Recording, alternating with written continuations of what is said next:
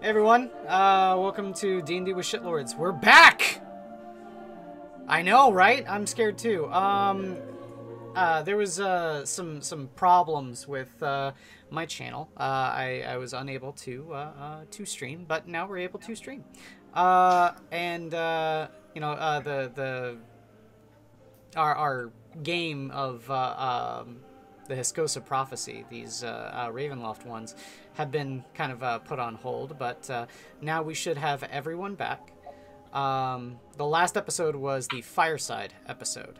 So it was the one where everyone got to sit around and socialize and not have to worry about too many plot points. The last thing that you need to know to get kind of caught up on story here was that the party had recently arrived with the help of Dulcime and her brothers in a Vistani wagon to arrive at a village, and were greeted by a priestess. They also learned the faux pas of acting a little bit too rashly when it comes to the social acceptability of their actions, when Sanguine was chastised quite a bit for acting in the way that he did. Then there was all of the party interaction, allowing for a day of rest. Everyone, you may or may not have actually used the water at the oasis. It satisfies your thirst and your hunger, at the same time not really filling you. It doesn't... Okay, satisfy might have been the wrong word. It fulfills your need for both food and sustenance, but it doesn't quite satisfy. So it's a meal replacer. Yes, you don't need to worry about eating. Again, one of the things that you guys noticed when you came into the town was that there was no farms. There was no farming at all in the town. So there was no way for the townspeople to actually cultivate any food, and now you know why. Hmm.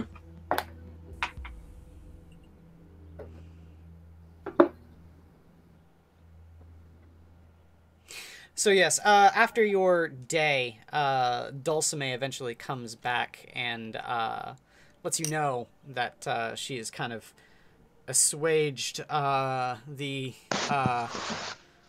breach of social contract that had taken place, and kind of smooth things over with Isu, which, if you remember, was the priestess, that the kind of impromptu leader of the town. Nice.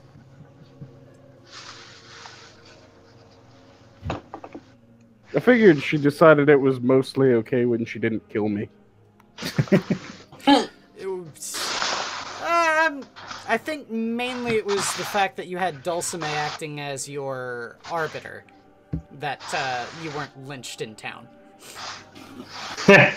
Well, in town's a different matter. I'm saying when she pulled us aside and was going like, okay, what the fuck?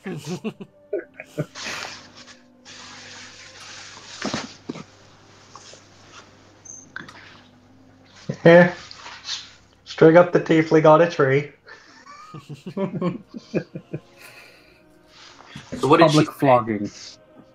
I'm sorry? What did she say? Who? Dulcime? When she... Yeah. She kind of just explains that. That she kind of smoothed things over with Isu. That's really all. Okay, what did Isu say? I'm asking. Oh, What did okay. he say? She says, well, Dulcime, says, she has said that you are welcome into town, but only insofar as the oasis and maybe a few of the outlying common buildings to the rest of the villagers. But she would ask that you not press the people to heart, especially given the first interaction that you had with them. I think that can be agreed upon. First impressions are a very important thing. Oi, donkey! Hmm. Stop moving. It sounds like you're like rubbing your hands over styrofoam. Because we're hearing all of that. Anyway. Sounds like your snake crawling on the ground.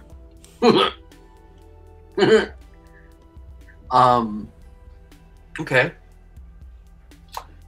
Is there anything that looks worthy of investigation around? Well, there's, like I said, there's certain gathering spots for the actual villagers in town. You know that the fact that you are here now and you haven't been strung up in whatever meager trees are growing nearby is testament to the fact that you're accepted, although begrudgingly. So yeah, there's that, you know.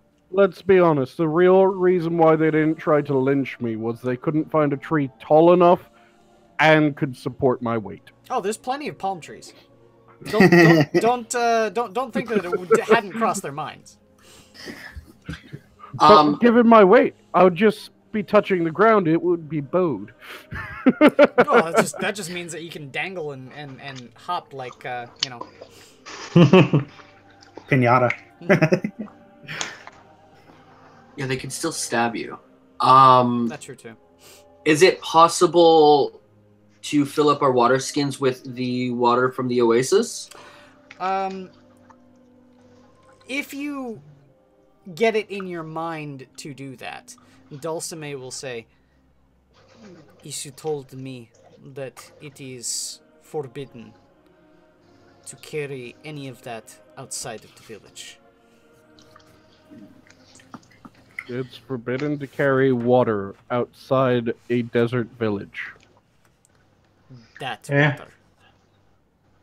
That water. So this water specifically. Is there another water that we can carry outside the village? Because that seems important in a desert. I can create water. That Our works. words precisely were carry it outside the village. So we're free to carry it within the village. Just make sure you empty your water skin before you leave. Maya raises an eyebrow, looks at Dulcime, and says, "What if we bathed in it?" She looks at you a little worried. Well, we're fucked. I see. We let it drain back into the sand. It's fine. It is my opinion that if we're going to find information in the village, go to the village hotspot, an inn or a tavern. Now, there's no such thing as an inn or a tavern here. The village is extremely meager when it comes to that sort of thing. Not to mention also, there wouldn't be a way to distill any spirits to have alcohol here. But there is, however, a meeting house that a lot of the villagers will, you know, gather in. Rather a religious center. So where are we heading? I think everyone who doesn't look like a human should stay back. So, basically, all of us. Well then, thank you, I guess. Oh god, I can't put myself in a fucking situation. I lean into Oldenveer and I go, "You do realize I'm far more skilled with words than you are, right?"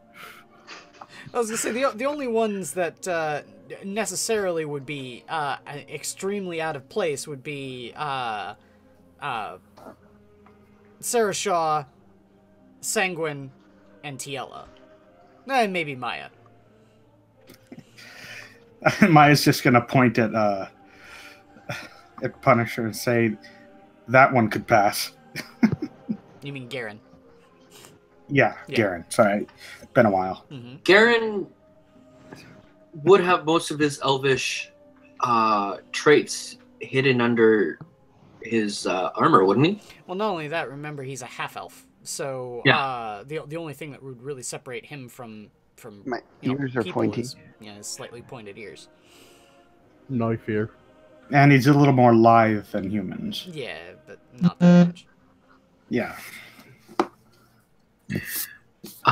Garen, how good are you with words? I'm reasonably okay. I am a cleric. Okay. Sanguine, I would love for you to come along, but you already made a quite the impression on the townspeople. I don't think that having you around would really help. I think he's trying to tell us that you shouldn't go. Yeah, he's beating around the bush. Yeah. You can be upfront. You know that, right? Fine. What is the goal? What exactly are we trying to get out of this situation? Oh, I have no clue. I'm just saying that everyone who doesn't look like a human should stay behind. Of course, because someone has to be the human supremacist of the group. What, you're upset that someone else is taking the role of supremacist? I mean, I may not be a religious zealot, but I just don't want our party, this mishmash of people, friends, to Whatever get you fucked allow. over by desert people who could literally leave us out there to die in the blazing sun. So if you want to go and do that, you can go. But I think we should do as best as we can to stay on a good playing field, or as good as we can. I'd like to know if anybody has something that can help me deal with this damnable sun. Not much. Put a cloth over your face? I don't know. You did see that a lot of the villagers were wearing white robes and white oh shit, what are they called? Hijabs. No, Turbans. Hijabs. Burqa? no, burnouses. Burnouses? Yeah, if you don't know what a burnouse is, it's essentially like a hooded cloak. But it's made to ward off like desert sand. Okay. So it sort of covers the mouth and the eyes? Mouth, eyes, and it can be pulled across the chest so it covers your inner Oh, clothes. those. Yeah. I advise that we get some cooler clothing. Saoirse, why don't you go to the temple and talk to some of their religious leaders, if they have any, seeing as you're the... Remember, you already met one, and she kind of smoothed things over for you guys. You're sending a zealot to talk to other religions. Are we willing to leave him alone at all? Good For point. you? Saoirse, Sarah, the don't camp. touch anything. make sure that the village kids don't take anything from our backpacks. Really? Yep. Put me on guard duty. You're on guard duty. All in favor? Aye? I Aye. I I'm have gonna Saoirse- phone the priest Courteously. and talk to her. Saoirse shakes his head and sits down by the smoldering embers of whatever fire you made last night. You would know that also, you know, they've given ample space to stretch out like tarps and sort of lean-tos that allow you to stay out of the sun, which is very important. Yeah. And they've given you the space to set up near the oasis. With this information, Olvir's gonna look at Sarashaw. As a matter of fact, make some sun protection so we don't have to fucking all huddle in a tent. I can go find the priestess and talk to her, see if there's an area where we could do some trade in order to get one of those white cloths that they wear. Some basic necessities. Just find the tailor.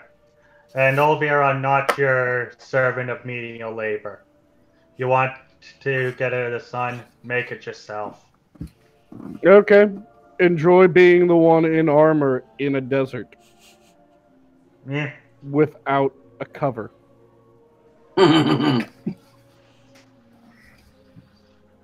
Maya just grins. It doesn't seem that there's a breeze either. There's not. Right now, the weather is extremely still, which amplifies the beating sun. Have fun, Sarashaw. Bye! Later. And with that, Olvir starts walking away from the campsite. Okay, where is Olvir going?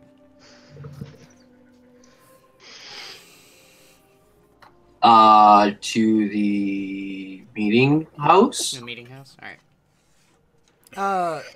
Inside you see, several, like, they're more wizened, people. A lot of, the actual villagers of Muhar, which, again, it's been a while. That's the name of the village. A lot of the villagers of Muhar are, very, ragged looking, deep, worry lines on their faces. They're very, weather worn and beaten. Their, you know, complexion is dark, of course, living in this unforgiving desert, but they look also haggard and worn just from living the way that they have. There's like one person that's a bit more wizened and elderly sitting in the meeting house, and several people, you know, come up to them and talk for a little bit and then leave. When you enter, he looks up at you and kind of quizzically for a moment and just kind of looks back down and kind of fiddles with his robe for a little bit and takes a gulp of what you can only assume is oasis water. It's because I'm white. Yeah. Little sunburnt too. You're not Arab. Yeah, that's a No. big one. A little sunburnt too, being out in the sun. Yeah, a little bit. I am working on that nice tan, by the way. Mm-hmm. Yeah. I got some tan lines, unfortunately, but I'm just gonna keep the harness on so that it isn't visible. I'm going to casually walk up to said man and ask him if I can join him. He nods and gestures to a nearby stool. And of course, I sit. And I ask him if there's anything available other than water to drink. He looks at you, smiles a little bit, looks around, and then gets a little bit more stern-faced and says, "No." Almost as if he's saying, "Are you serious?" It was worth a shot.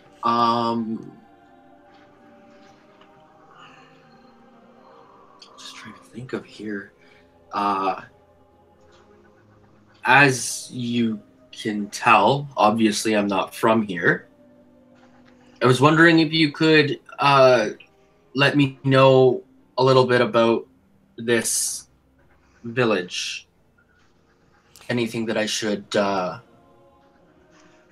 be knowledge of, have knowledge of, so that me and my friends don't slip up again. He nods, smiles a little bit, and just says, "If you want history, speak to our priestess. If you want advice, do what you can to leave as quickly as possible, and never ever anger Antipop."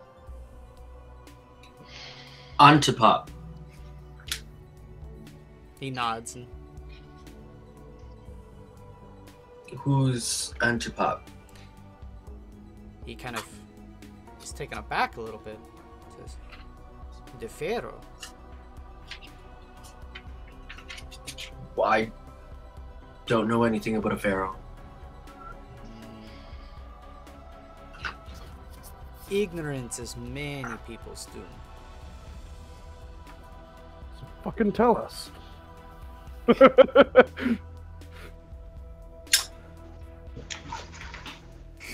I have to agree. Ignorance almost got us killed yesterday. And I'd like to avoid that. For sure. Let me ask you this. Is there anywhere in town that we could acquire some of those garments that everyone seems to be wearing? He nods and he'll stand up and gesture for you to wait. And a few moments later, he'll leave the meeting house and he'll come back, and he's carrying 6 sets of the robes. He won't give you the cloaks, but he'll give you the white linen robes.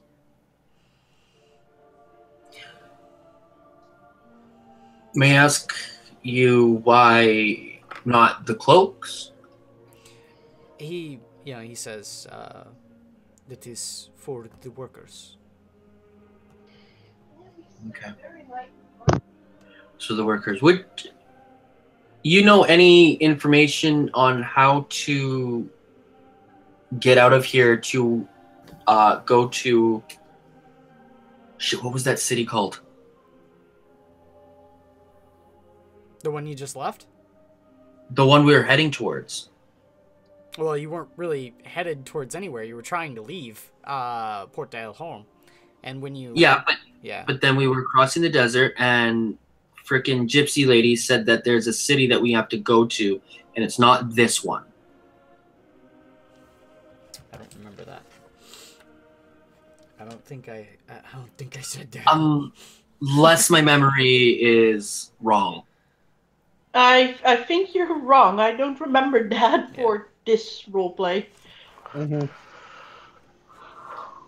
So this is the city we were looking for. Yes. This is the city where we have to be at. Yes. Okay. Wow. We have a prophecy to kind of unfold somehow, some way. That's what we have to do. Right, okay, so... Clearly, city in this place means something different than back home. Negating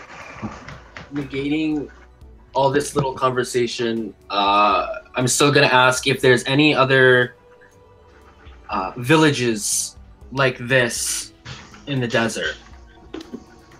He shakes his head and says, "There is no one that can survive long in the desert."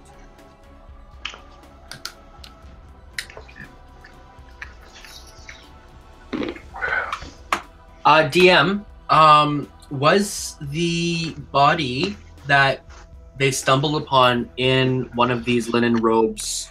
You would remember that there was tatters of that robe. Okay. It was wrapped in tatters of that robe. Right, so either a mummy or someone who ran away. Well, we already found out. We met the dude's wife. Yes. Did he run away, Oh. though? He disappeared. So is it too late to say Maya snuck and followed him? Yeah, I would say. Okay, damn it. After about 5 minutes of sitting, Sarashaw gets slightly bored, removes his armor, and after the amount of time needed to do that, begins meandering around town, just looking for something to do. God damn it. And if he's doing that, since I have not said that I would be doing anything, she's going to stealth after him. Alright. As I said, I would probably be going to see the priestess. Okay. And Maya's going to see if she can barter for some cloaks, because she does not want to deal with this damnable son. So Ulfir looks at the man, leans in a bit, and kind of whispers in his ear, do you have any information on the woman's husband who disappeared? That we found in the desert? Okay. Now, hang on 1 second. He looks at you and says, every few nights, someone in the village is taken. No one's ever seen who takes them. They are just missing. Some believe it is the god Osiris, walking the land in human form. Okay. Still others think it is the Pharaoh come to take his due. What do you mean by take his due? Well, we are all servants of the Pharaoh, are we not? We are all his subjects. What were it to be if the Pharaoh was dead? Those who were living would still serve the Pharaoh. So there's, if I'm getting this correct, there is a curse on this village that you guys serve the Pharaoh in life and in death?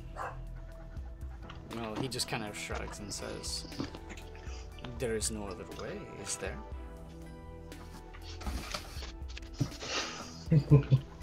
I thought after our master had died that the servitude would just fall underneath the next ruler. Ah, but what if the master, while being dead, is still not dead? Ulfir leans back, places his hand on the table, and kind of swears under his breath, another fucking zombie.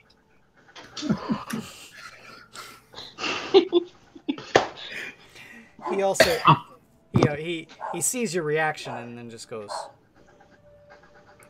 in the night, when the screams are heard for the ones taken, if we find them at all, they are left in the desert, completely without water. They're dry as the shifting sands. Like husks. He nods. Ulfir gets this quizzical look on his face and looks back at the old man. You said the white cloaks were for the workers. Mm-hmm. I don't see any land to till or any work that's happening. What kind of work are you talking about? The maintaining of the buildings, the keeping of what meager livestock we have. If we eat anything other than this blessed oasis water, it is for special occasions. It is for ceremonies. They are given as offerings.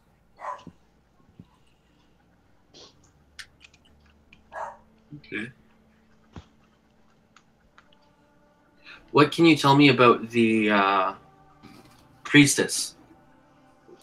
She is the only beacon of light in this damnable place, overwrought with false brilliance. The burning brilliance of the sun. She is the only good thing in this village. So she's protecting you guys. He nods.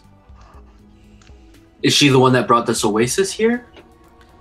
The oasis was here before her, and will likely be here long after her death.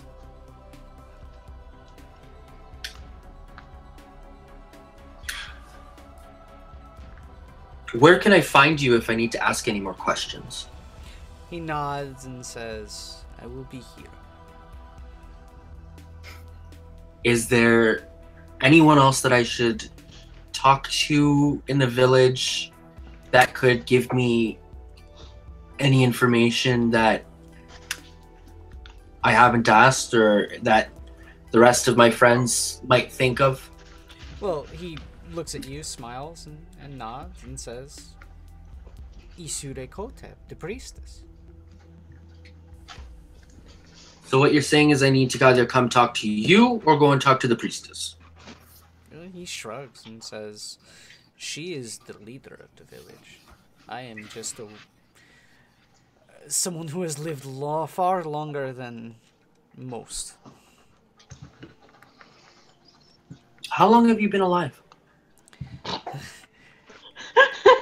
He kind of smiles, looks a little bashful, and says, I am 45.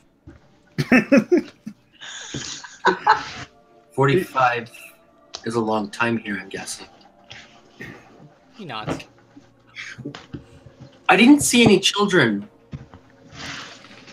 They are mostly kept inside for their own safety. Has any children gone missing? He nods and he says, every now and then a child goes missing, yes. Do the people who go missing, is there any rhyme or reason? Like, are they the firstborn? He shakes his head. Do they have different colored eyes? No. Are they deformed in any way? Nope. Mentally or physically? It's just random? How much does one of those glasses of water cost? He kind of looks at you, strange. They're right outside.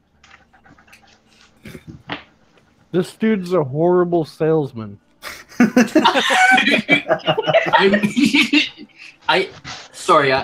used to taverns. I'm used to taverns where we have to pay for our drink. He shakes his head and says, you do not need to pay for anything here. One last question. The fruit that's growing in the oasis, can we eat it? He nods and says, why not?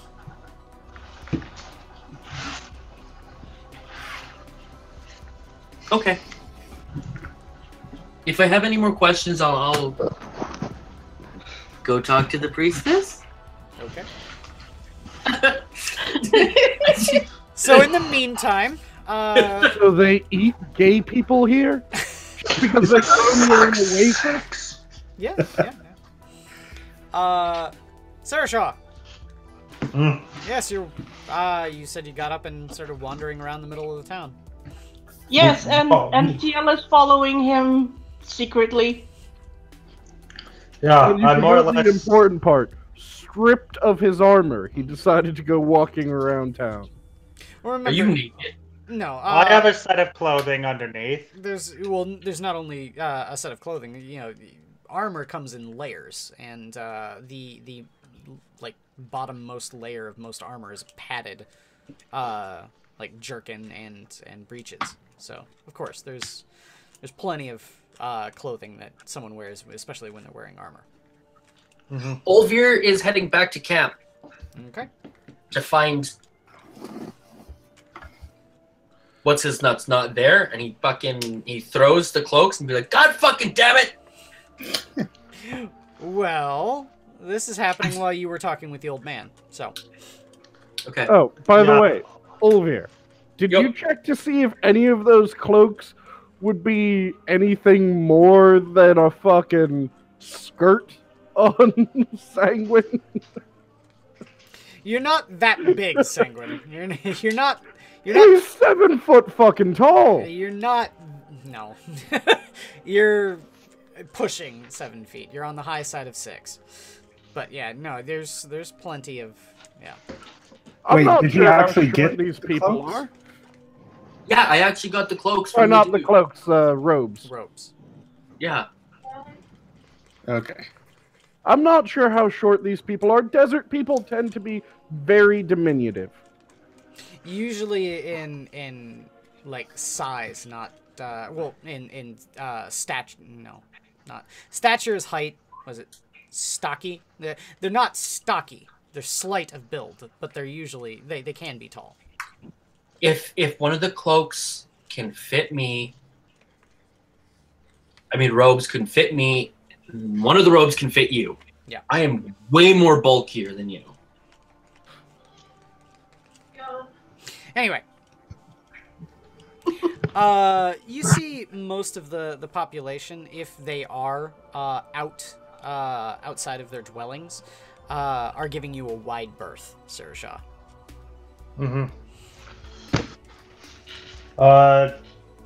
Some I of them are look even for- openly staring at you. I look for one that it seems a bit more courageous than most, maybe a sort of mid-level leader or a family head, for example, and approach. There's well, give me a charisma check. Standard charisma? Yeah. Not 20 then. Oh wow. All right. After a while, and it's gonna take quite a bit because, like I said, the natural reaction of most people is to shy away from you, stare, or sort of offhandedly dismiss you.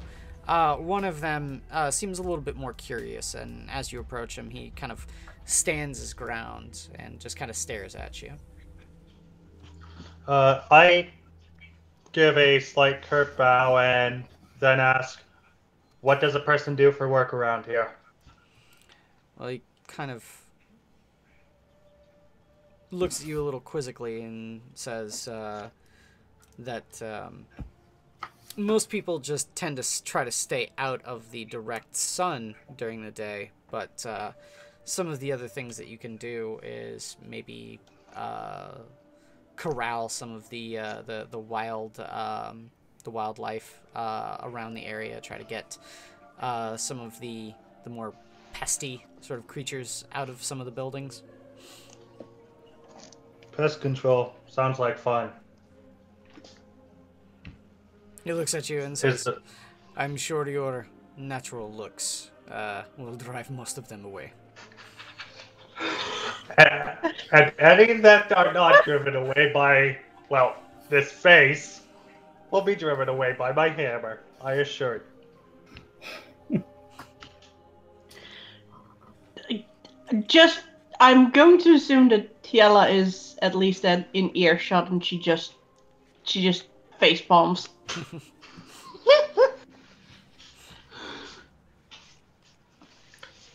After wage is good, take me to a building with one of these pest problems. Well, he'll look at you at first and kind of do a double take. Wage? Payment. He kind of laughs a little bit and says, "You won't be paid."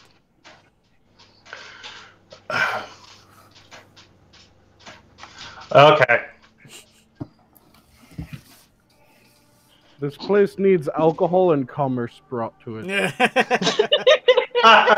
Use the summon Grim Scroll. Well, still, it sounds more fun than standing out here in the sun. Come on. I have rats to kill. Okay. How much time do you want to spend doing something like that? As long as it takes to find a house full of rats and kill them. Okay. The man will lead you around if you are enthusiastically trying to jump into this job. Yeah, he'll lead you around, and if you want to spend the whole day, you can spend it clearing out things like bed bugs, rats, other sorts of verminous infestations that can cause mild medieval discomfort and sometimes even disease. Yeah, I'm going to jump in. After 2 houses or anything, Cielo will just come out, grab him by whatever the fuck he has for ears or horns, and just drag him back to the camp. What the hell? Tiala. You went away while you were on guard duty. Don't even. I'm trying to make this town like us a little better, thank you. Yeah, we are too. Let's just not do things all separate from each other, please. In the meantime, Sanguine, you were going to the temple, were you not? Yep, going to find the priestess. Okay. I figured that would be a good scene transition. Yeah. Let's not all split up. Meanwhile, everyone's split up. Exactly. Yeah, but she trusts us. But not him. Okay, so you go into the temple. The temple is fairly sparse. Like a lot of the buildings here, you can see that not a lot of people are able to or do treasure that much in material possessions. Some of the frescoes of the temple are very elaborate, so to speak. And of course, Isu Rekhotep, of course. Here, let me just go like that. Little visual aid. That's kind of what she looks like. She herself, she's beautiful, young, and dressed in somewhat finery compared to some of the other people who are, wearing drab robes, sort of thing. And she's tending to the altar. You can see above the altar is a large symbol of an eye. Okay. So, does she seem busy at the moment? Not really. Then I go up and... How did you say her name again? It was... Isu. Isu? Yeah. I go up Isu and... Rekhotep. Isu? Yeah. Isu. No, that was Oh. Sanguine thing. Isu? She turns around and looks at you and just kind of, a slight recognition flashes in her eyes, and then she just kind of nods. So, I have a few questions in order to avoid any other problems. First off, where are we? What are the rules here? How do we leave here? And where do we get the cloaks and robes? She'll very impatiently look at you and say, "You are in Muhar, in the province of Harakir. You are allowed to leave when the Dark Lord lets you leave. We'll bring down the burning veil,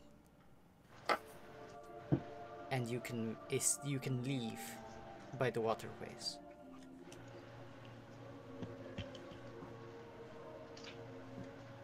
And ask So- the villagers for their robes. If they are kind, they might share. So, what are the rules of here, and how do we convince him to let down the burning veil? She sort of, impatiently kind of looks down at you and is all, "Do you know about the great pharaoh?" No. We are brand new here. We came from a entirely different area. No desert, no sand, just a swamp. She nods and says,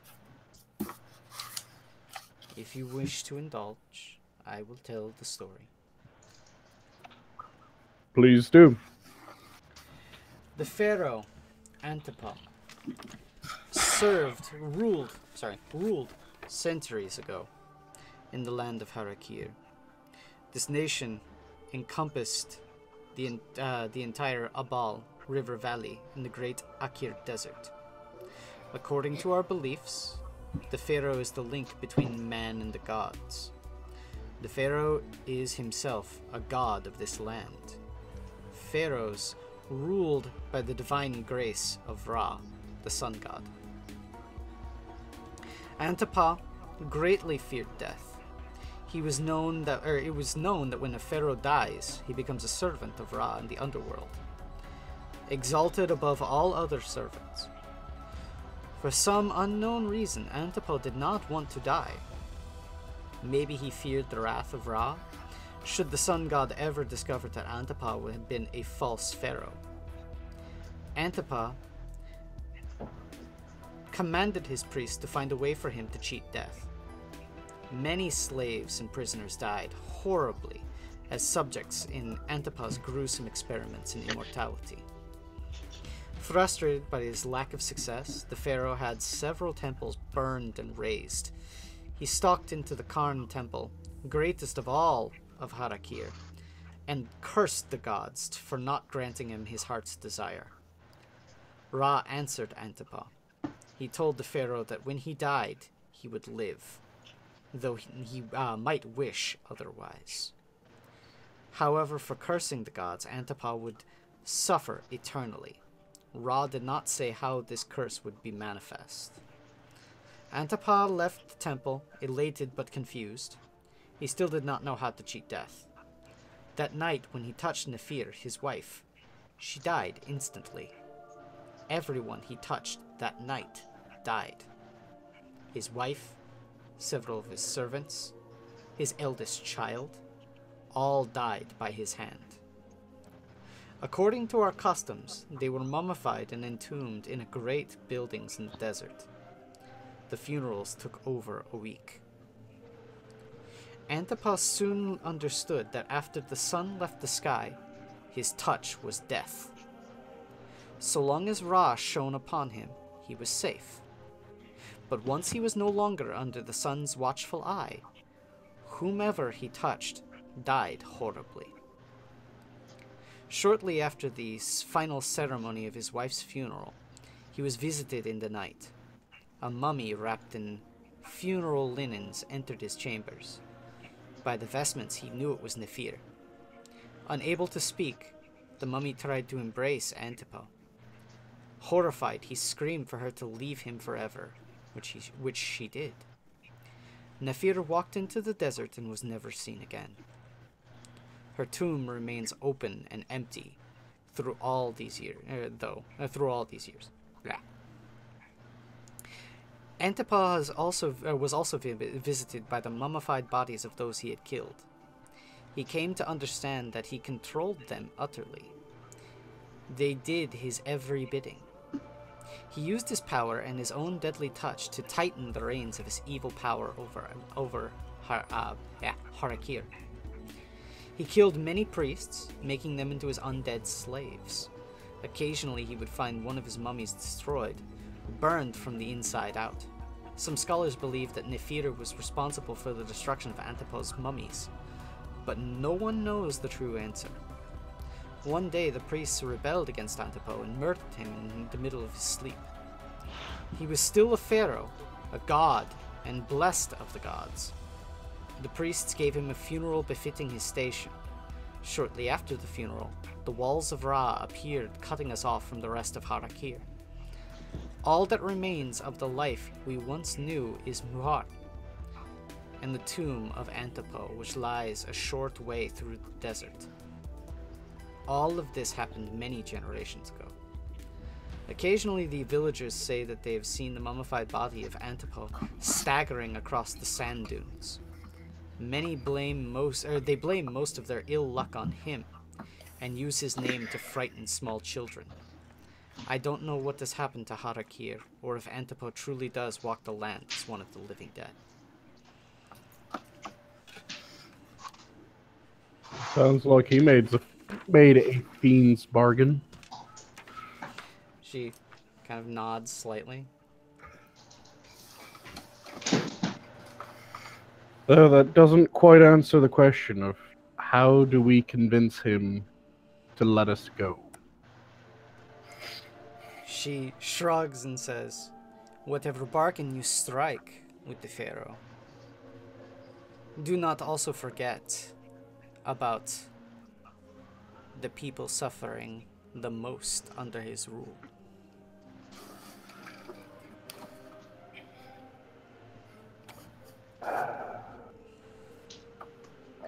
Okay.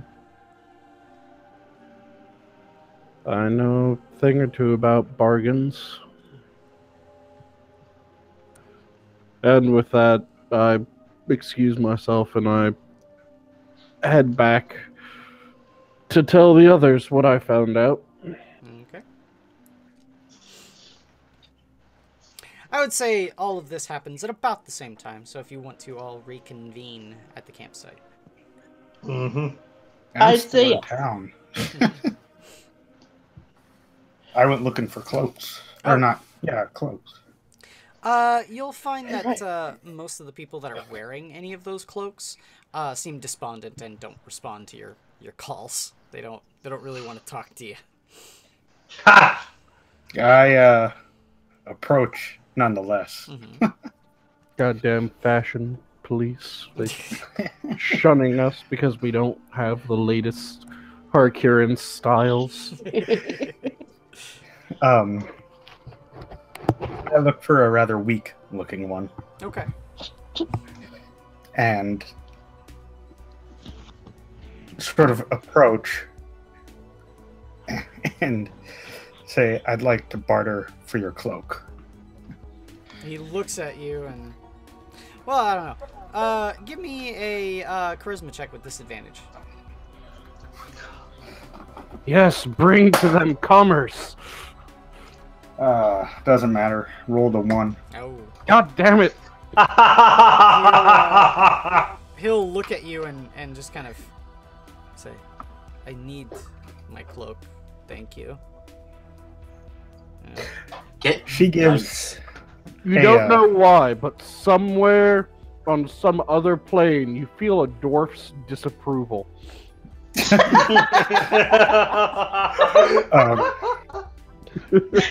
She looks down, has something of a smile as though she's got clenched teeth, looks up, grabs his arm, turns him around, and pins him against a wall. He'll look wide-eyed at you and... I am offering barter out of courtesy. I will take it another way. Said Maya, she-wolf of Harakir. he'll again start, like, you know, flailing a little bit and says, I need it to perform my work. I need it to see and live. Can I please request that Tiela and Sarah Shaw? Sarah Shaw walk by at this point? Tell you what, hold on.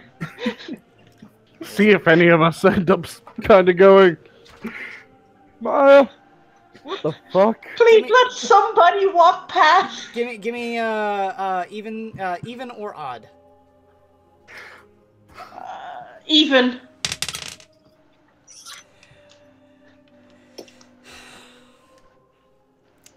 Yes, Teela and Sarah Shaw, you are now walking by at exactly the right time to see this. You see Maya pinning a guy up against the wall. You don't know what kind of context this is either. It could be seduction. Yeah, anyone else surprised that Shay didn't go for fucking him for his cloak? I'm going to begin struggling against Tiela, and also grabbing my hammer with the other hand. Tiela will look over to Maya, and she just says, like, please, don't kill anybody, or just come with me. Please. Or do I need to drag you by your fucking pointy ear as well? Yes, please she's don't kill anybody. Actually, first, for once. Maya just... Tiela, let me go. I'm going to kill her myself. Shut up! Maya just curses under his breath next to the ear of the guy. Fuck, the babysitters are here. Yes, just lets him you go. Better believe it. Sort of throws him on the wall. She will say to the man, I'm sorry for all this. I'm trying to handle these toddlers. And she just tries to motion along. Yeah, as soon as Maya lets him go, he runs. He's gone. Bye. God damn it, you two! Get to the camp. Hey. I was doing good work. Yes, you did, but you were also supposed to be guarding our stuff, and you didn't. So you're just as much a toddler as her trying to, I don't know, strip a guy. Yeah. The correct term is get him into bed, knowing you, frickin' Underdarkling. Just shut up and walk. After I beat some sense into this woman. This harlot! I swear I'm going to take your hammer from you. You try and you'll get a whack with it. Oh, really now? Yeah. Are you getting sassy here, Mr. Idialod? By die, it's once, but, you know. He went down more than once. He only died once, technically. Yeah, well, knock out a lot. Mr. He Sleep a lot. reholsters his hammer and begins walking back to camp. As he passes Tiela, he whispers in her ear, let's not talk about that. Mr. I'm a tank! Then don't make me use it.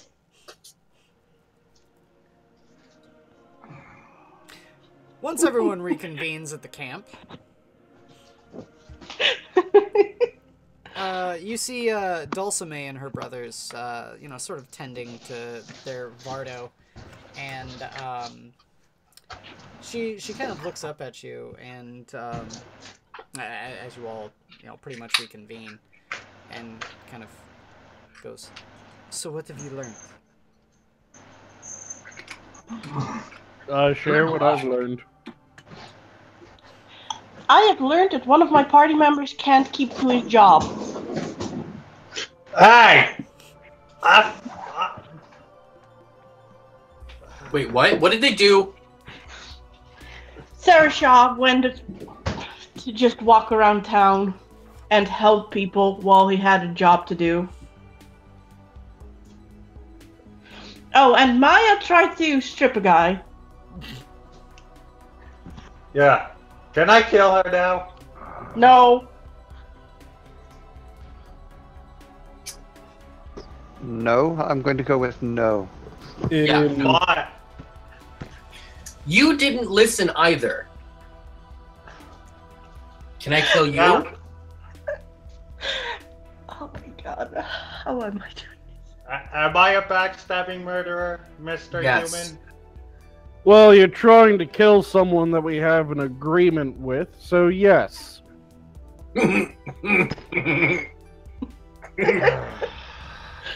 Also, dereliction of duty. What you gonna do? Say I deserted as well? Well, effectively you did. I'm currently deciding whether we should flog you. Definitely went MIA. You should have stayed back and watched the camp like you said you would. Also, I got us some robes here. Yay, go Good. over! Thank you, and I pop on a robe. Okay. So the robes will confer these bonuses for you. In the sunlight of the day, you have advantage +5 on all survival checks you need to avoid heat exhaustion. Okay, what happened? My internet died. Oops. What do you mean? Where did you cut out? You were in the middle, or Icy and Eeyore were in the middle of doing something. It was right after I said I already sort of headed off back to the camp. Okay. Just bants. Just bants. For now. What are you describing, though? The robes, what they confer for you. Okay. They give no AC bonuses, so nothing about that. But while wearing them in the direct sunlight, you have advantage and +5 on all survival checks due to heat exhaustion. And in theory, they could be Okay. worn over a certain amount of armor. I would say medium army, so medium armor only. Oh no, sorry, not medium armor, light armor only. Hang Yeah. on 1 second. So, huh? Okay, it sounds like Icy's having some trouble. Okay. He just dropped out and came back in. Okay. In sunlight, we get a +5. Advantage. And +5. advantage on survival. Yeah. Due to heat exhaustion. Oh boy. Parents went to dinner and the puppy. I can't have her in my room. She's too rambunctious. Oh, Sorry, I'm back. My internet cut out right after. Okay. Can anybody hear me? Yeah. Yeah. Yeah. Okay, so one more time while I write it in my box. I'm sorry. Okay. In direct sunlight, you know, for any checks you need to make, for any survival checks you need to make because of sunlight for heat exhaustion, you get advantage +5. Okay. Well, for him, it's just +5 because Dark Elf. Yeah, that's true. So no advantage? Well, it negates your disadvantage. That's perception, not or did I get a disadvantage against the heat exhaustion? I don't know. I Yeah. don't remember. You got. Let me- Because I know it's perception and sunlight is why I wanted the cloak. Yeah. Which is very true because it would get the sunlight out of your eyes. I'm just trying to think what you get for being a drow. Let me look. It's a drow. Because as far as heat, I mean, I have black skin, so it would be your ruling whether or not I have a disadvantage against the heat. Yeah. No, it's you have disadvantage on attack rolls and on wisdom checks or wisdom perception checks, which rely on sight when you're in the sunlight. So Yeah. yeah, no, you still would get your advantage then on survival checks because of heat exhaustion. Okay. It's mainly the heat that's killing you when you're out in the desert. Plus what? Because Plus 5. 5. plus 5. Has everyone got that now? Yep. Yeah, I got it. Everyone, Yeah. everyone I'm done so dropping out. Okay. Just need to say, all you need that good abyssalin. Make your skin real black. Oof. Abyssalin? I'm a tiefling. I'm a I know. big black tiefling. It's not melanin. It's clearly abyssalin. Okay. So I would say that this is happening later in the day, maybe even early evening. The sun is, at least waning in the horizon by the time everyone's convening. Okay. So yeah, I tell everyone the story of the Pharaoh. That the way that we get out of here is we somehow convince him to let us out. And that he likes to death touch people. Yeah. And that's why I suggest if we're going to deal with him, we deal with him in early morning after the sun has risen, so we have the entire day just in case. I was told that either their god Osiris or the Pharaoh takes people in the middle of the night. And then they're found like the guy we found earlier. I'm willing to bet it isn't Osiris, but it's the Pharaoh. He's also a zombie. Yeah, as I said, he's a rotter. I wasn't here for the story, so. Of course you weren't. I was getting food, I already said that. Ow. Well, bunk down for the night, go, head out in the morning, see what this Lord of the Land wants. How long did all this take? About the day. About the whole day. Yeah, it's into the evening by the time this is happening. All in favor for making Sarasha set up camp with lean-to? No. Say aye. Fuck you, No. Olvir. Aye. I'm currently having the problem of normally punishment for this type of shit is that he's in charge of first watch, since his issue was dereliction of watch duty, though. That seems a poor choice. Could you get me Indeed. fork? And nobody said anything about Maya's doings.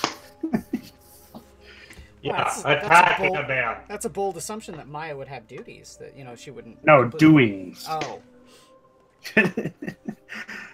Oh no, we talked about it. You're not allowed being alone. Ever. Ever. What happened You know to what? keeping a low profile did you guys not understand? You know what? I'm gonna find that man I was helping earlier today and see if he'll bump me up for the night. Okay. See you in the morning. Okay. Who's My willing to God, bet Dr. that Him. Sarah Shaw gets woken up by a scrambler? Yep. So okay, A scrambler getting touchy. I just want to clarify here. What exactly is happening? You guys are bedding down for the night, right? Mm-hmm. Yep. Sarashaw is gonna go and try to find that villager. Yep. Everyone else, what are you guys doing? I'm gonna set up camp like Sarah Shaw was instructed to do, but didn't do. I am very tempted to tie down Sarah Shaw. Kinky. Maya Yes. is going to However, meditate. there will not be a happy end to that one. And Maya's going to She's gonna do her trance, and then once that's done, take watch. And of course, she's going to snore loudly as usual.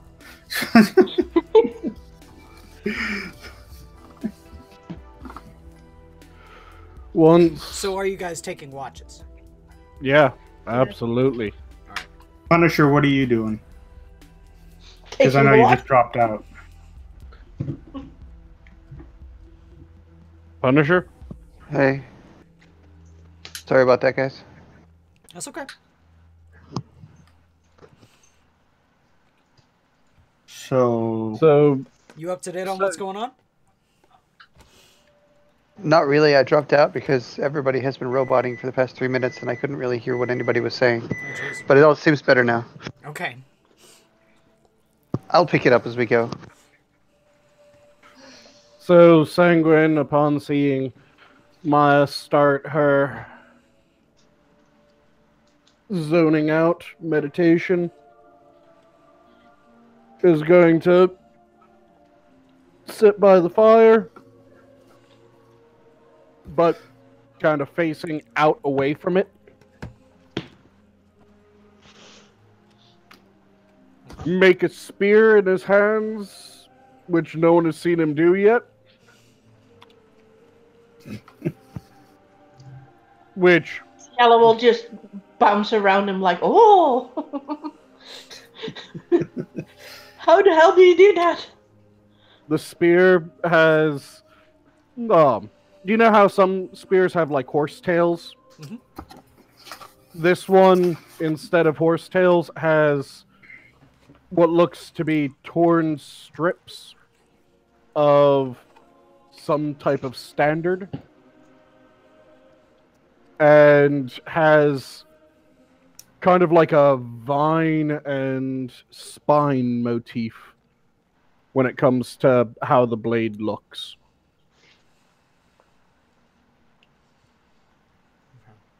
And he starts, or he has that resting on his leg, one hand on it, and then pulls out his dice, pulls out his scrap of cloth, and just starts dicing with himself.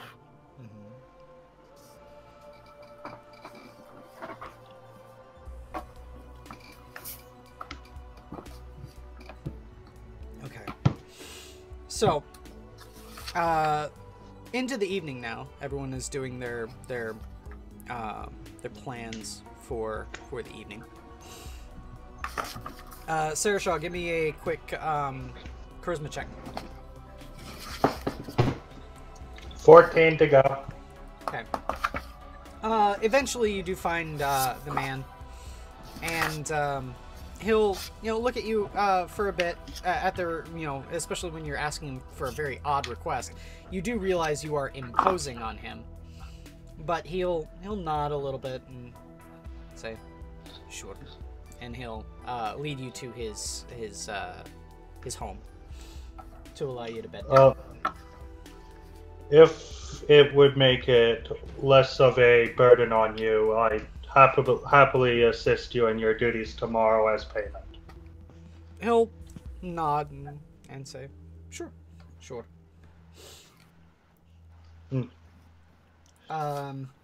For all of you who are staying near the oasis, give me. Okay, wait. Hold on.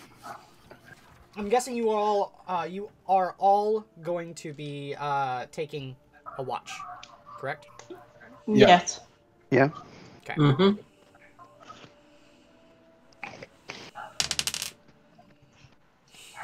Okay.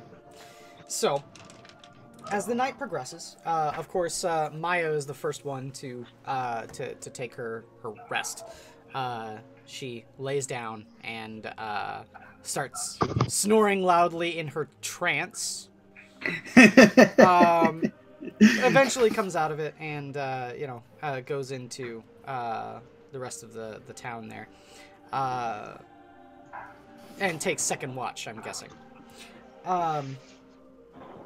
After about 10 minutes, you notice that Dulcime and her brothers are out, kind of tending to the wagon, letting the horses drink from the oasis. Give me a perception check.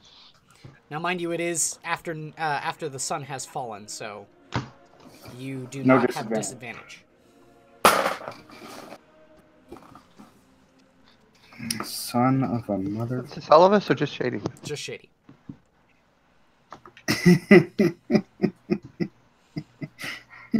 Can I get a do-over? What'd you roll? 3 plus 4. So. Oh. 7. You see, on a sand dune in the distance, the great distance, you see a lone figure illuminated by moonlight. It's a man wrapped in rotten strips of linen, funeral wrappings. Stray ends of the cloth flutter in the breeze. The creature moves a step or two toward you. Its movements are stiff-legged and awkward. The smell of death and sickness, mingled with the sickly sweet scent of spices, drifts across the sands to you. Death has come for you. I kick a rock towards Sanguine's face as I draw my bow. How far is he? Sanguine? Well, no, I mean, am I at the camp or? Yeah, you're in the camp. Okay. You're taking essentially second watch. Okay. I assume Sanguine's sleeping. Yeah, I would have bedded down after first watch. Okay. So I kick a rock towards his face as I draw my bow. Try and wake him up. Okay.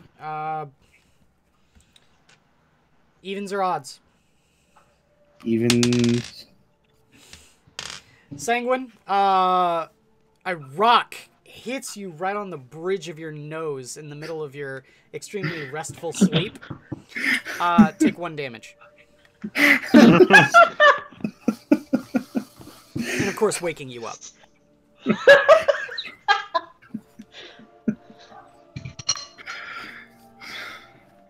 With cursing and what sounds like several different versions of I will gut you like a fucking fish.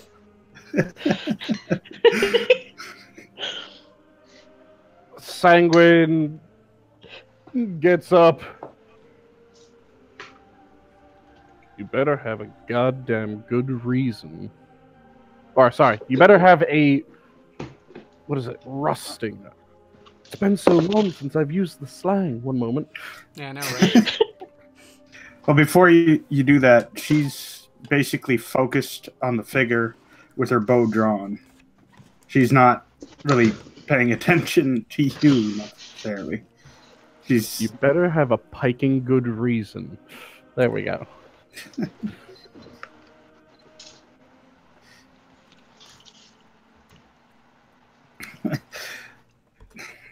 I just say there's death on the wind and a shambling figure on the horizon. I roused the others as I also summoned back the spear that I had had earlier, only it's much longer, now being a pike. As you start Also to do that, okay? As you start to do that, and you start to rouse the others, the two of you that are awake, don't need to give me a roll here for perception, hear a scream in the middle distance, coming from Dulcime's Vardo. Sarashaw, give me a perception check with disadvantage. Ouch. That hurts. 9. 9. You do not hear the scream. So, everyone else, now, tell me what you're doing. Well, I assume waking up. The scream, by the way, was unmistakably female. Okay.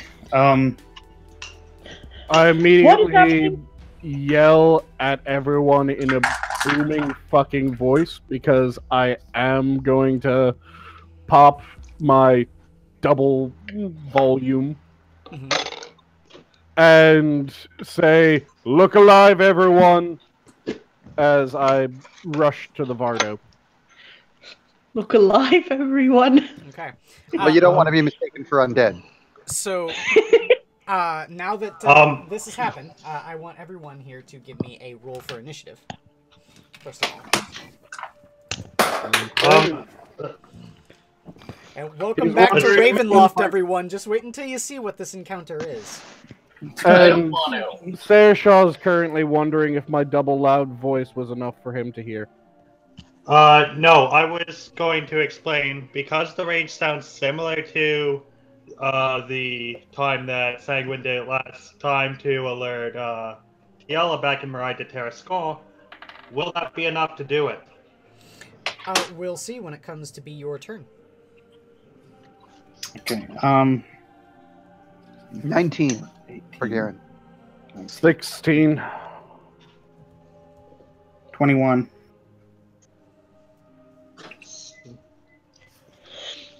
Unnatural 20. Oh, thank God people are going before me. 6. And Olvir, What am I adding to it again? your Dex mod. 22 with a nat 20.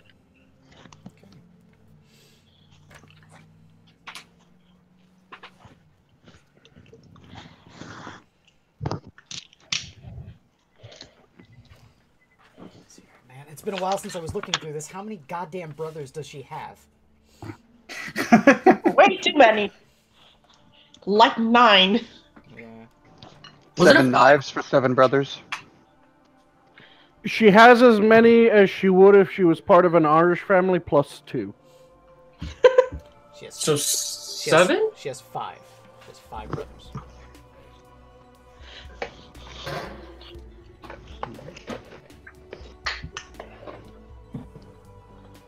Each one I didn't really give an overbearing personality because they were all too angry with you. That means you can make them act however you want. Yay! Make them act like pussies. No, You can don't! even give one an extremely high-pitched voice because they haven't said shit to us. Oh God, no, our sister! That's one that is So actually... one of her brothers is Mickey Mouse. Yep. I was about to ask as well. One of them is Mickey Mouse? What? He ends everything with a hoo-hoo. Oh no! I hope you heard of me.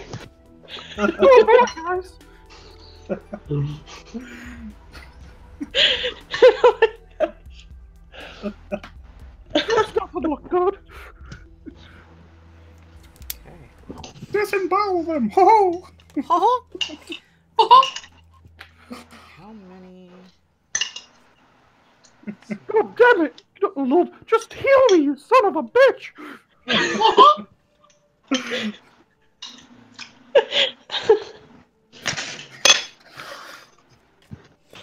What is this? Turning into Kingdom Hearts or something? Yep. Exactly. Kingdom Hearts Ravenloft edition. Exactly. Well, I guarantee you these things are soulless. Yes, indeed.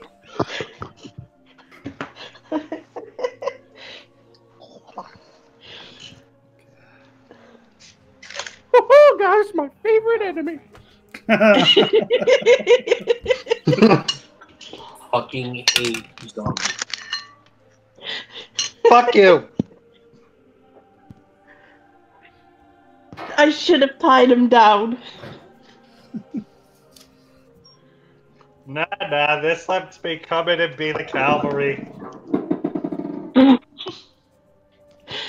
Okay. I just now have this image in my head of this dragonborn running in, getting hit, one hit KO, donk. Okay. You're assuming he makes it. He trips, face plants, knocked out. Right? So, He runs into a spare rake. the first one up in the initiative pass is going to be Olvir. Oh.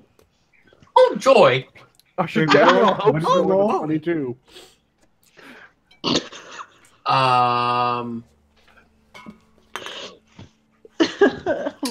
Oh, fuck. Motherfucker. So how far away from an enemy am I? Okay, so where you were setting up camp was not far away from Dulcime's Vardo, but you are on the other side of it. Okay, so I'm gonna have to use my move. Movement to circle around the other way, the opposite way that Sanguine's going. Okay. And what do I see when I come around the other side? Okay. So you come around the other side of the Vardo. You see, first of all, Dulcime's horses are absolutely losing their shit. They're, they're flipping out. They're moving. They're trying to run and get away. You also see. Don't die. You also see Dulcime struggling against what looks like a villager at first.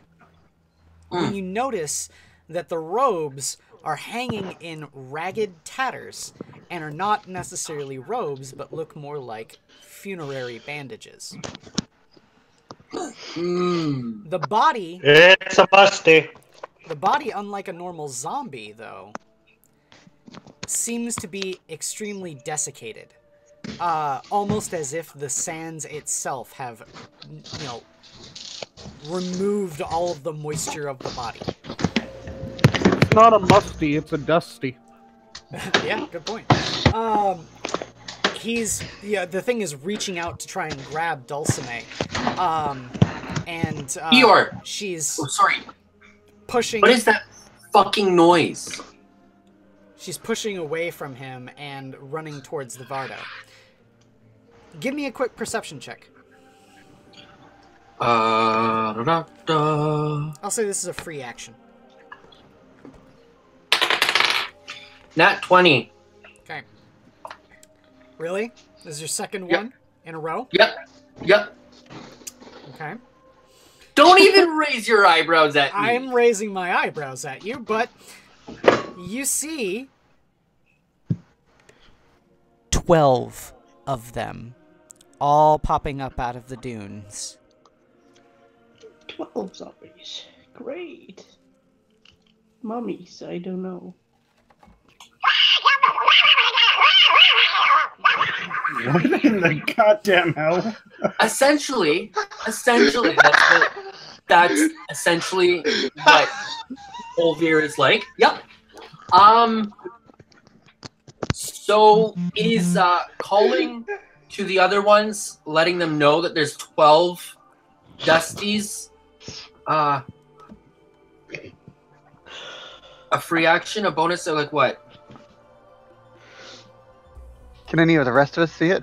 So long as the rest of so long as your message doesn't take longer than maybe a couple of seconds, I'm perfectly fine with you just yelling something as you run into combat. Okay, There's so 12! I mean, what? guys, there's 12. Okay. And is there one that's close to me? Yeah. Okay, I'm gonna take a swing. Okay.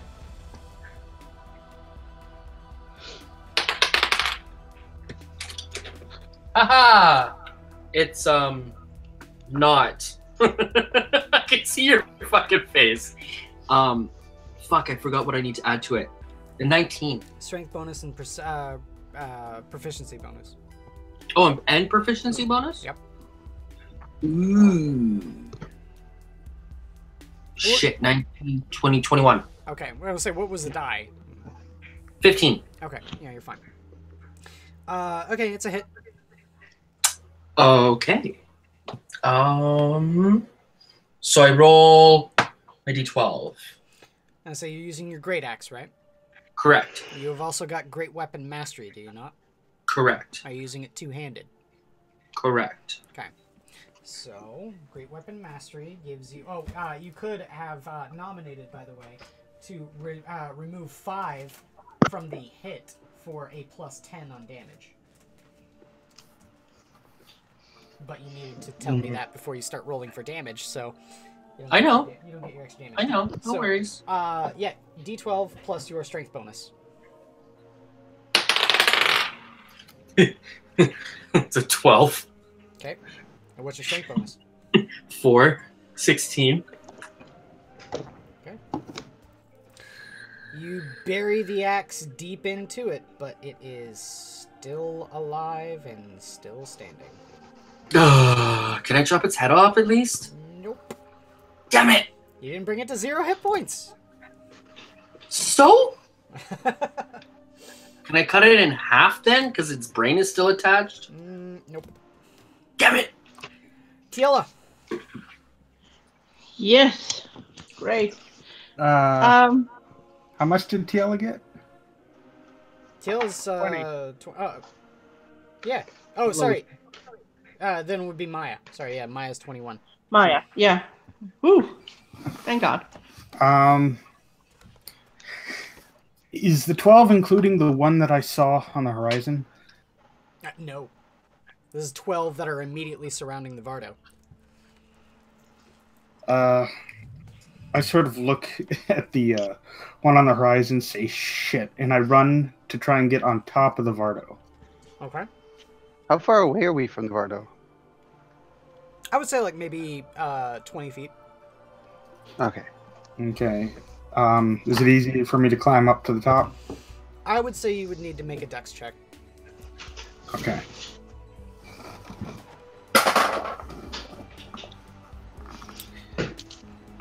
That's 18 plus 4. So. That's fine. You vault up there, no problem. Then the first one I see, probably the one going after Dulcinea. Mm-hmm. I cast Hunter's Mark. Okay. On it. And I aim with my bow. Okay. So that's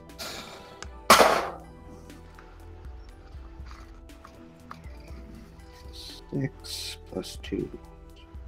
8. 8 plus 9. It's 17. That's a hit.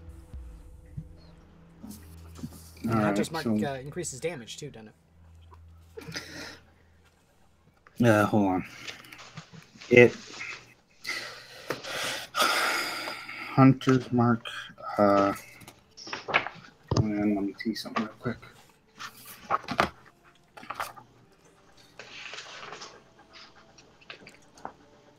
One D6. Yeah, I'm not looking at that. I can do it myself. 1d6 damage to the target, and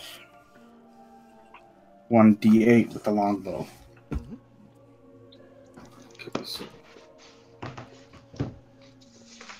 8, 1d6.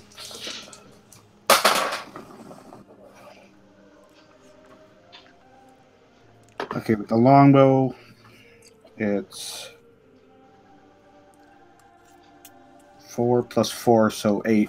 total, and then +2 from the d6. Okay. So 10. 10 total. 10 total. Got it. Okay. I was trying to see if my Colossus Slayer would work with it, Yeah. but it has to be damaged first. Yeah. And it was undamaged. Okay. So after you is Tiela. Now it's my turn. Yay.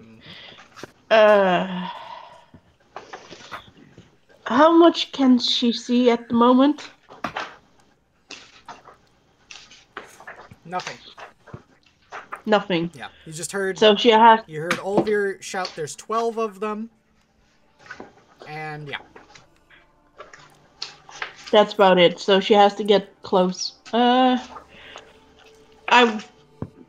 want to bring her up to there, but in a sneaking fashion, preferably.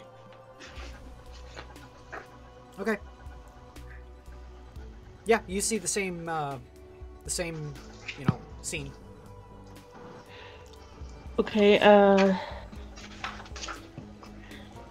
she will grab her sling because is one close to her? I assume because she is up to over and such that there is that one.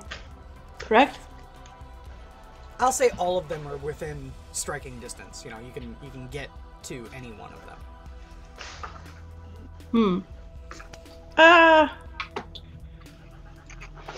I guess.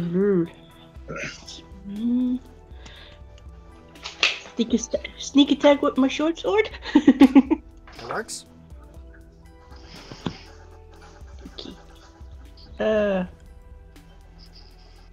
Going to guess that I'm going for the one that Olvir is also aiming for. Okay.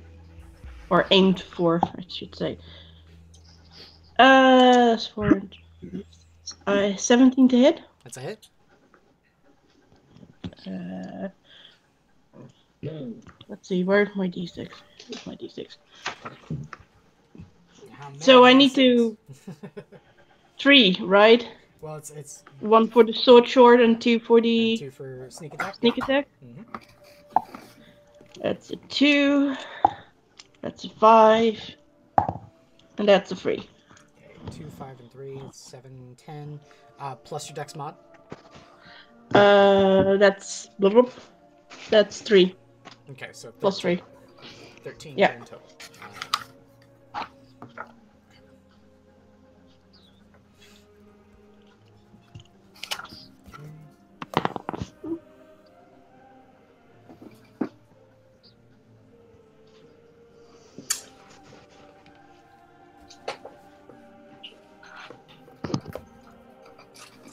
Okay. Yes, you bury your short sword directly into the thing's neck, trying to decapitate it using leverage.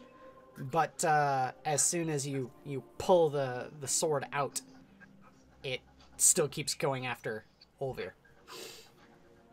I hate these things. You're telling me. Okay.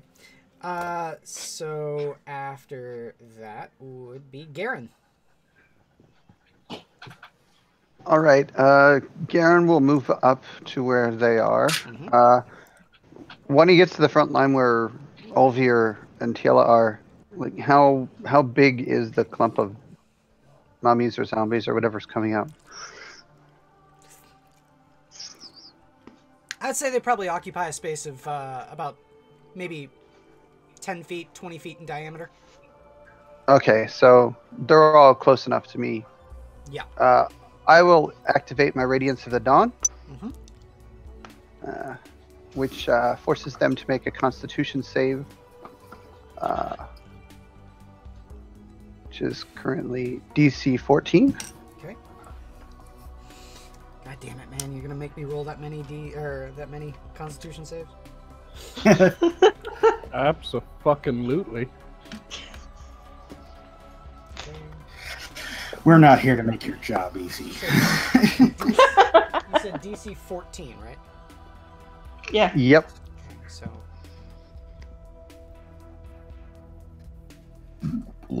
Pardon me. You're excused. Is he I'm really, guessing though? only fails take damage. No, if they fail, they take 17 damage I've rolled. If they don't fail, they take half.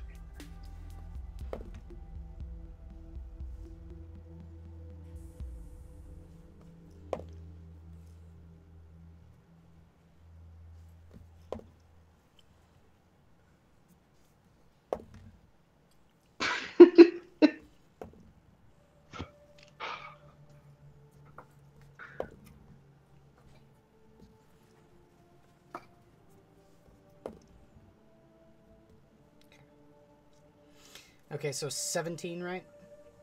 Yeah.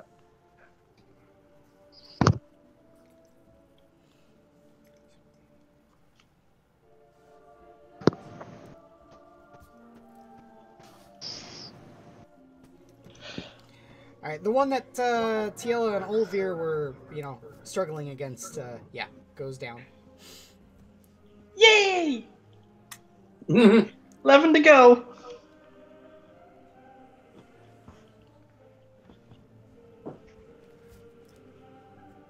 Sorry about all the rolling in math, but given that there's 12 of them, we need to soften them up somehow. Yeah, I know.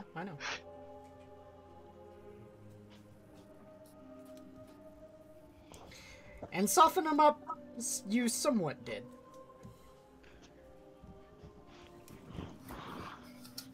Well, 17 damage is still damage, so. Yeah. Oh, sorry. The other one, the one that Maya shot, also goes down. Yay! 10 to go. Do I have to wait till my turn to speak, or? Yes. Okay.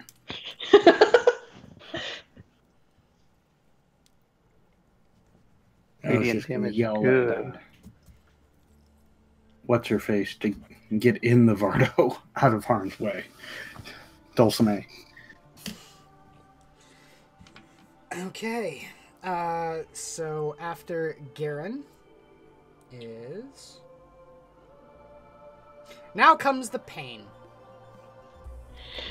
No. All remaining 10 of them start parsing out attacks. But you don't need to worry too much. You do hear 2 of her brothers start screaming and being led away. However, we still have 8 more attacks, and we are going to parse those out among the remaining... what is it? How many combatants have gone now? 3? 4. Olvir, Maya, Yeah, and Tiela. 3 of you guys. 3. Okay, so... Actually, 4. No, Four. 4. Counting. Oh, yeah, 22, Maya. 21, 20, and 19. Yeah, Maya. Yep.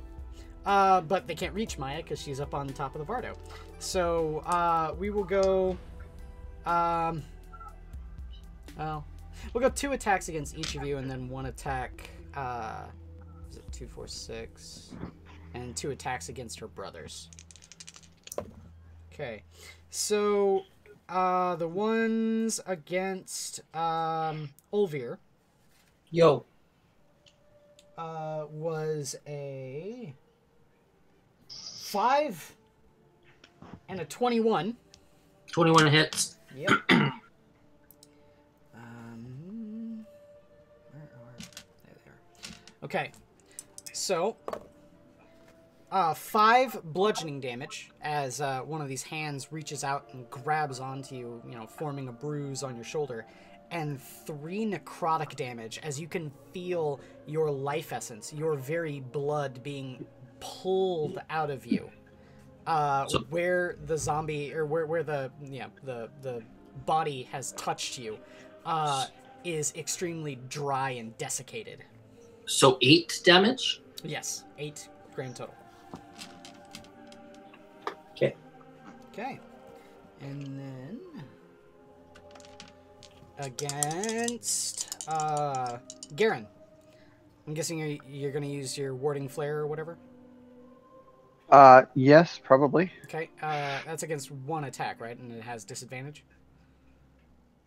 Let me see. Is it a reaction? Yes, it's a reaction, so I can do it against one attack. Yeah. And yes, it opposes disadvantage. Okay. Okay, well, the attack with disadvantage was a 17, which... would have hit. Well, the 17 is... Oh, with the disadvantage. With the disadvantage. So that's still a 20 to hit. And then the other one is... now, mind you, also, did all of you put on your robes? Yes. So you have no armor bonus. You have Yeah, just Garen 10 plus your... didn't put on his robes Dex. because it's not daytime, So you're sleeping in your armor? like usual. Oh. Okay, I'll allow it. The other one would be 12 to hit. Since Maya was on watch, she'd have her armor on. Mm-hmm. The miss is a miss. The 12 is a miss. Sorry. Okay. So, Garen... It would have been a miss without my armor anyway. Garen takes another 8 as well. 5 bludgeoning and 3 necrotic. Okay. And then Tiella.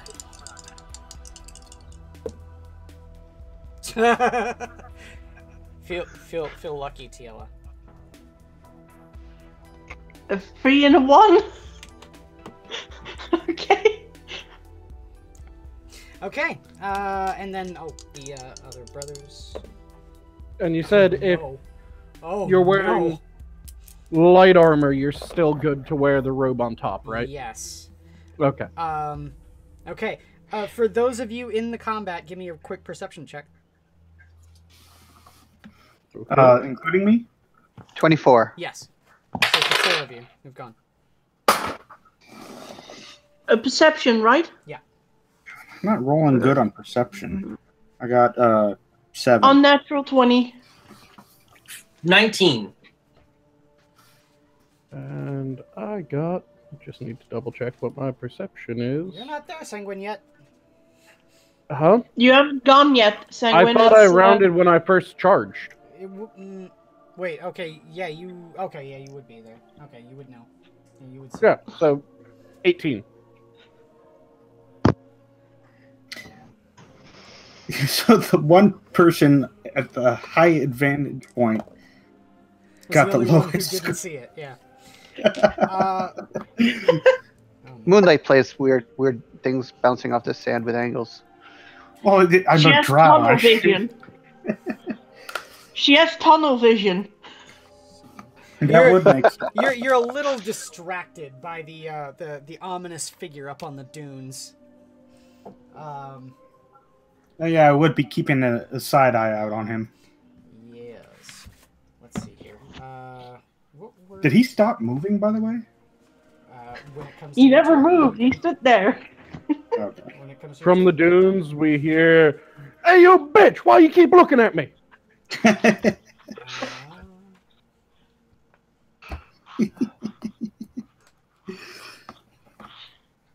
No, you hear a, "Hey, you guys."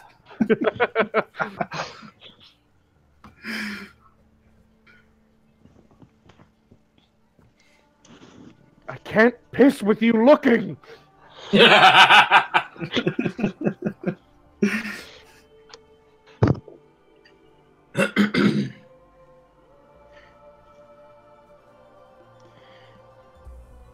So, Okay. who else thinks that So- the...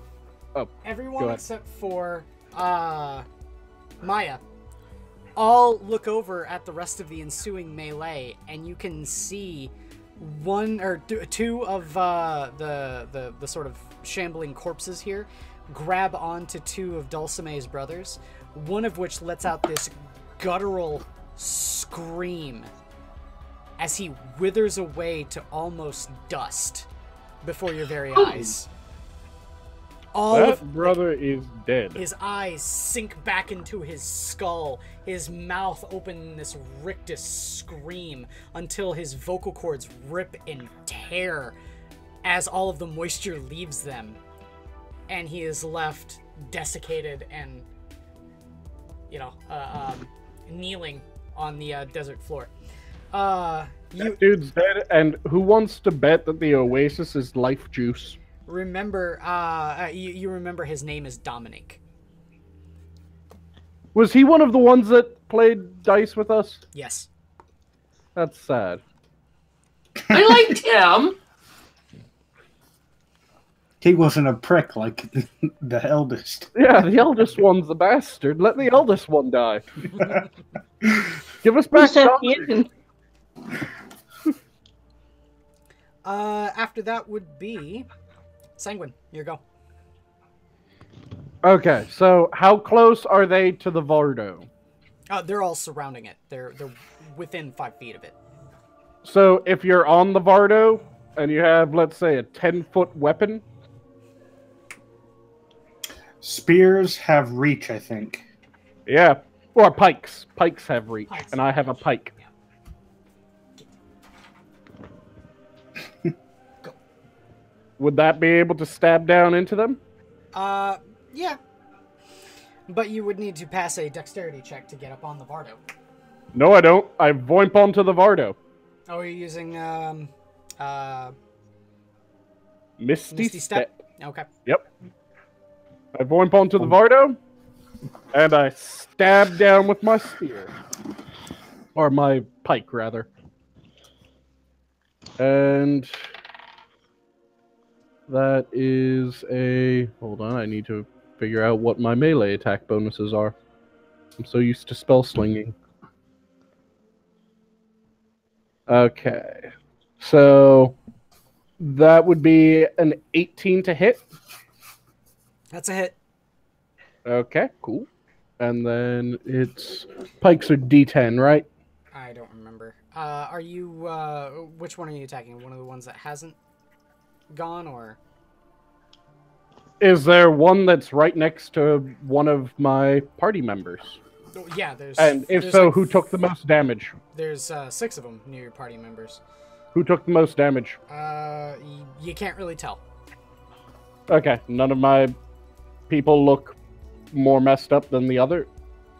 Are you talking about the, Yeah, which your one of party the party members? members? Yep. I don't know. It's equal. Yeah, both, Garen and, Olvir Olvir took took the 8. same amount. Okay. They missed me. I'll stab one of the ones that hit Garen. Okay. And that is plus 2, I think. Let me quickly double check. So that is a 10. Okay. And it is considered a magic weapon. I know. But it's not considered radiant, which is the important bit. Not only that, you didn't do enough to kill it. Okay. I didn't expect to do enough to kill it. I just expected to hurt it. Yeah. After that is... Sanguine... Saoirse! Give me a perception check with advantage. You're muted, by the way, Saoirse. I have a feeling he walked away, or not, maybe. Oh, No, dear. 21. Good. 21? Yeah, that's pass. You hear Sanguine calling out in the distance. I was using my boomy voice. It's a handy trick. Yeah.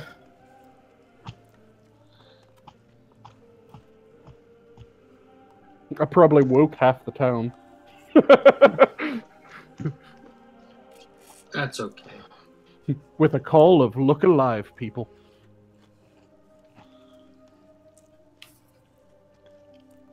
Dash action, 30 feet to move towards the source of the combat, 30 feet to scale a building. And I know that's a dex check. 11 dex check. You're not able to quite climb the building. There's no handholds or anything. Also, did you put on your armor? I left No. that Yeah, you back left- at camp. yeah, you All left I it at camp. have is my padded. Oh, okay.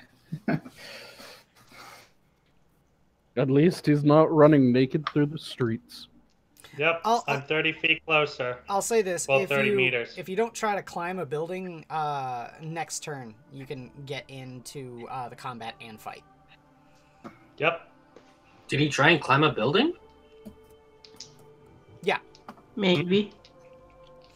Since the climb was unsuccessful, I'll allow that. So next turn you can, without making a dash action, you can just use your movement action to get into combat.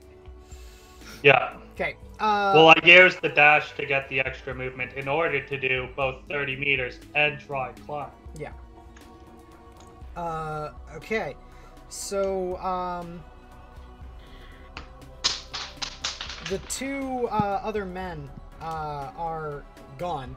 You know, you now know, or you know, now that all of you who are in combat and combat awareness realize that the men known as Marius and Antonio are the two that have been drug away from the combat.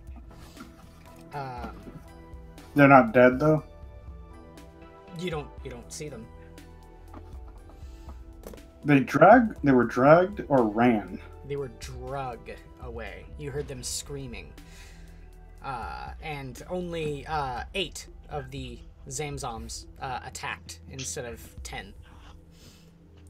So, anyway, Dulcime, you see dash and run inside the Vardo, and you hear the door slam and a heavy bolt lock into place.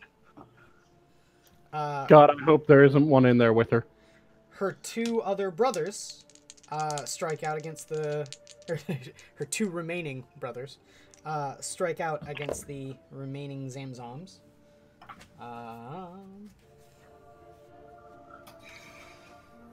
There's desert zombies. I see that page.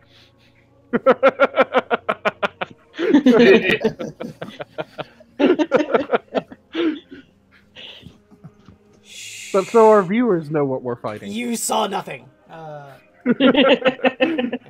that is what they're. Yeah. Anyway, They look so friendly.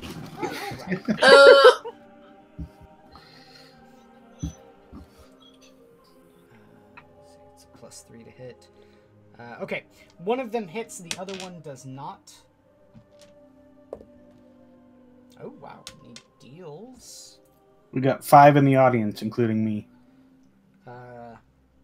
Hello, you 5. You have been noticed by us now. 7 damage. Nice. Senpai noticed. He hits one, and it looks like it goes down. But when he pulls his sword away, it pulls up with it and starts lunging at him again. Top of the initiative, Olvir. Yeah. I'm gonna do the dicey thingy. -5 for +10. Where'd that go? There it is. Swinging at the next closest one. And 15, 21, -5. Whoa. 16. Okay, that's a hit. Mm-hmm. So Okay. it's your strength, +10, plus D12.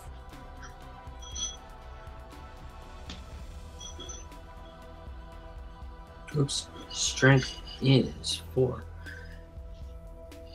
So 14 plus... It's 18!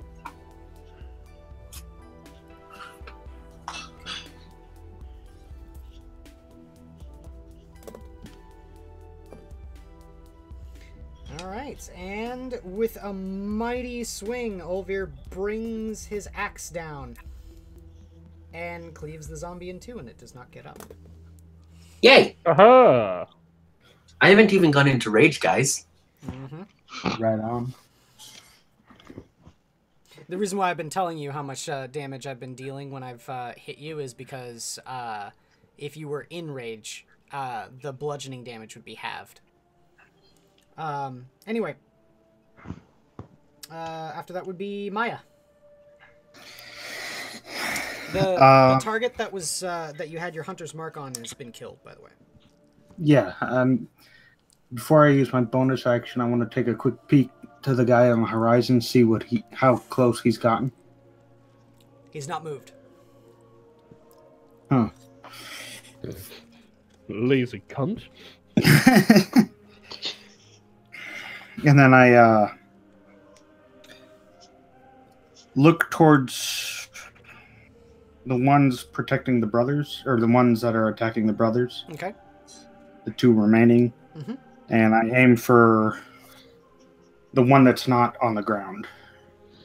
Okay. With my bow. And you're going to use your bonus action to move the... Oh, yeah, the bonus action to move the hunter mark to him. Okay. Sorry. Now, rolling to hit for that gives you advantage, does it not? Hold on, let me see the hunter's mark. Until the spell ends, you do an extra D6. Okay. No, it's like X then. And you have advantage on any wisdom perception or wisdom survival check you make to find it. So if it runs. Yeah. Okay.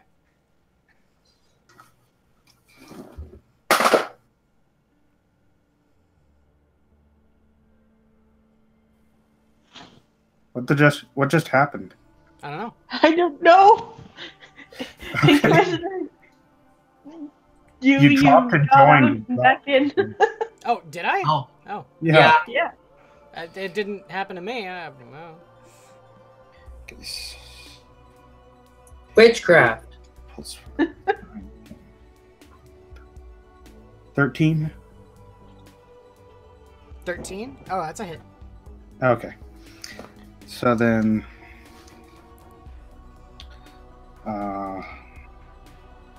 1d8, 1d6 plus 4.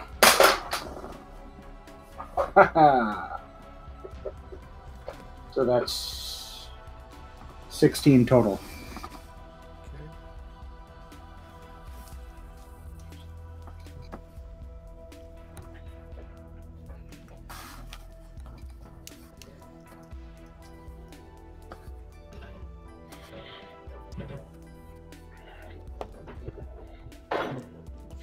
Okay. Yeah, you shift the target over to the one that's been attacking Sergey. The one that, Enrico.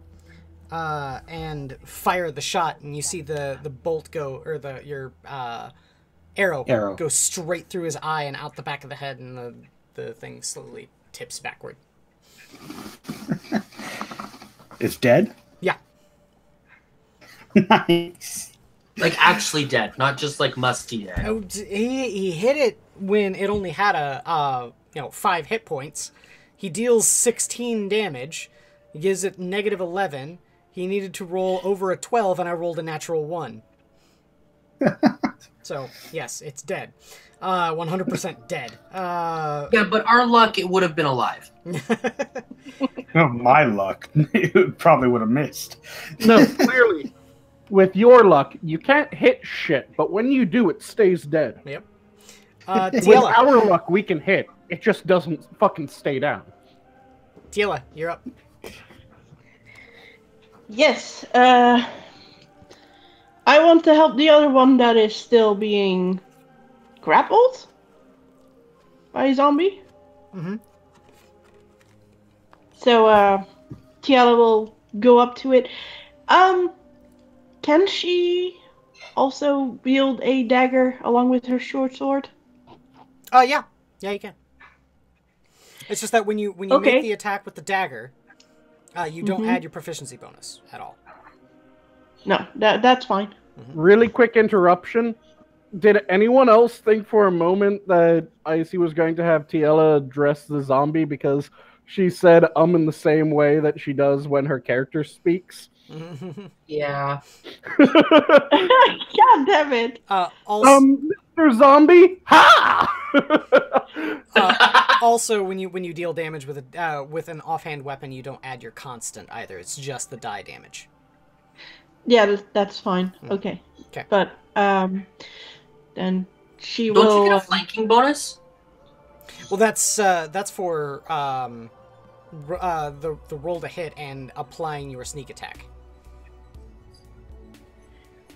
Right. Does that still count? Is there enough Yes. obstacles to do the sneak attack? Okay. Yeah. Okay. Okay. Short sword first.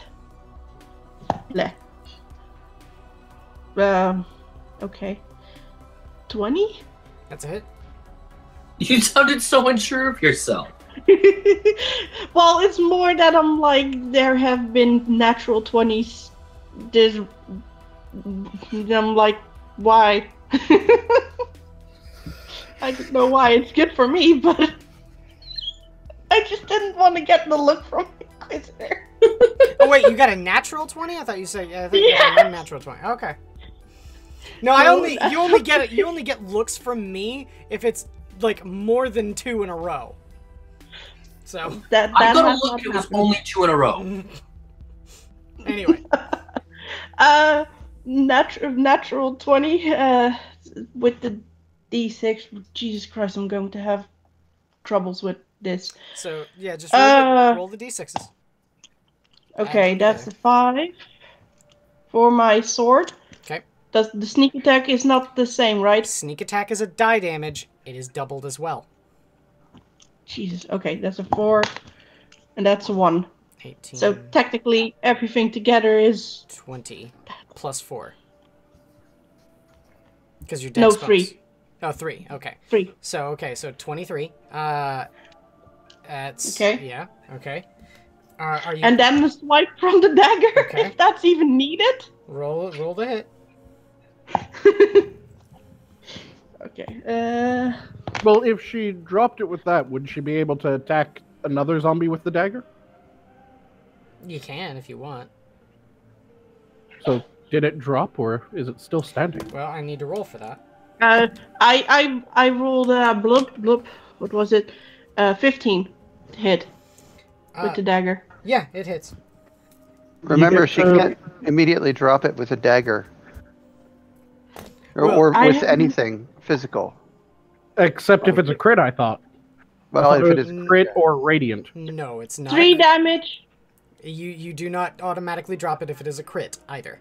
Oh, okay. It's only I radiant am- damage where it can't Guys, come back. I love you guys. I'm already doing a dual wielding thing, which I found scary in the beginning. I'm gonna keep it at this. I'm not gonna drop nothing. She No, did 3 damage. What they mean by drop is killing your first target. Which you did, Okay. by the way, because you dealt 22 damage to a monster that only had 1 hit point.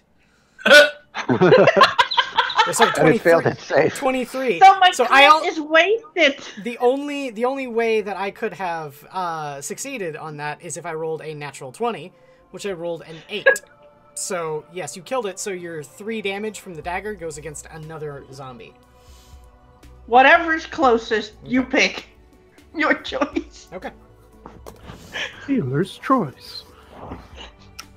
So my crit is wasted on a 1 HP, and then the 3 damage goes to somebody. Well, at least you did actually fully kill it. Yeah, you Yeah, fully you- killed it. So that's the way you do Totally with killed it. That's the way you do with anything that's not radiant. Is you just you put in enough damage that the only way I can succeed is to roll a natural 20.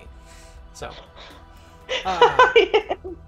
I'm much too happy that she at least hit. Okay, after Tiella is Garen. Okay, Garen is going to try and scramble up on the Vardo. Okay.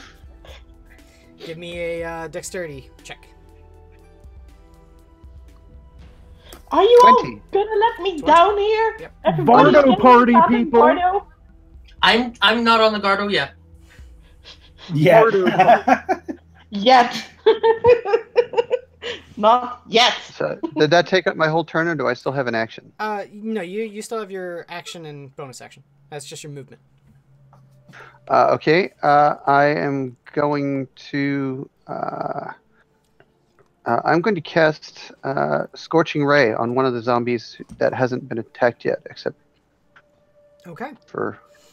Well, there's one zombie that's not been attacked yet at all, and that's the one up on the dune. Well, no. I mean, like, I've hit some of them with my Radiance of the Dawn, but, like, none of them have been physically engaged. Well, some of them haven't yet been physically engaged beyond that. Well, So- by this point, actually, everything has been physically engaged because the brothers have also been fighting. Okay, well, one of the further ones. I'll see if I can take out one of the ones that the brothers are being pressed by, because I don't think they're as good at fighting as we are. They're both dead.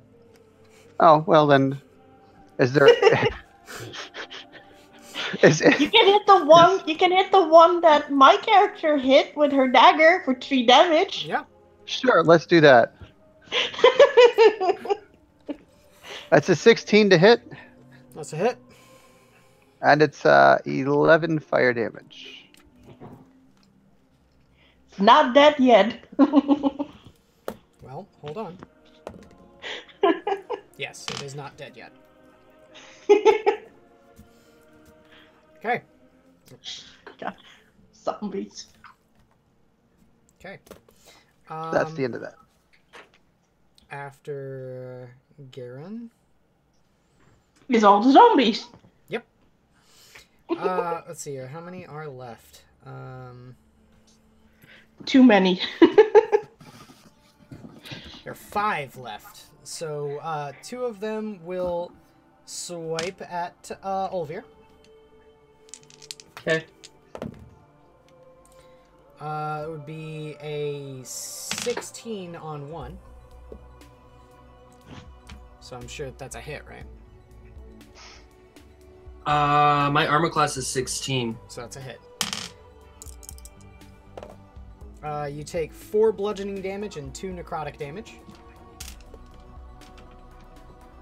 And another 2 will break and swarm over to Tiela. Wait, what about the other one that was attacking me?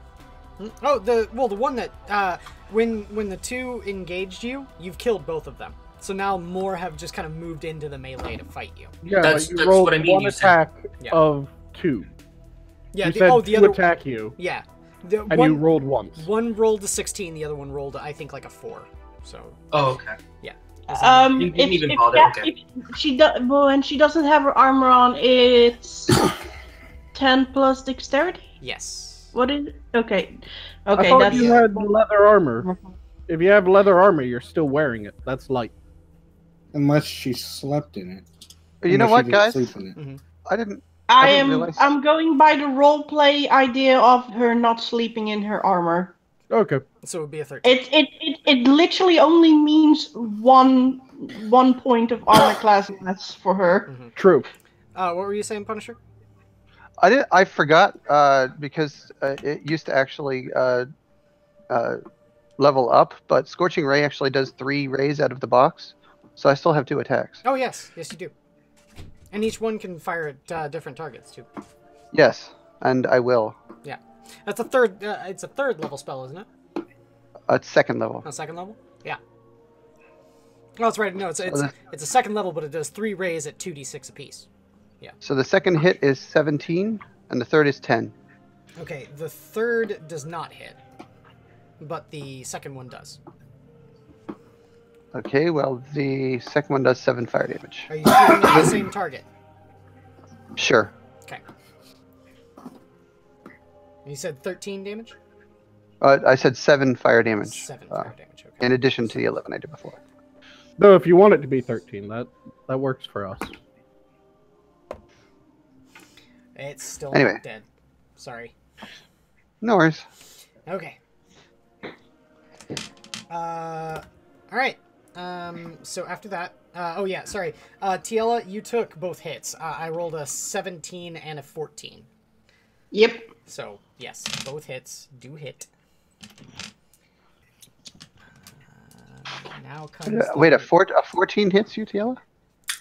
Yeah, she only has Well, 13. Those were just on the dice. It's also plus Oh, okay. 3, so it would be a 17. So even if she were wearing her armor, it would still hit.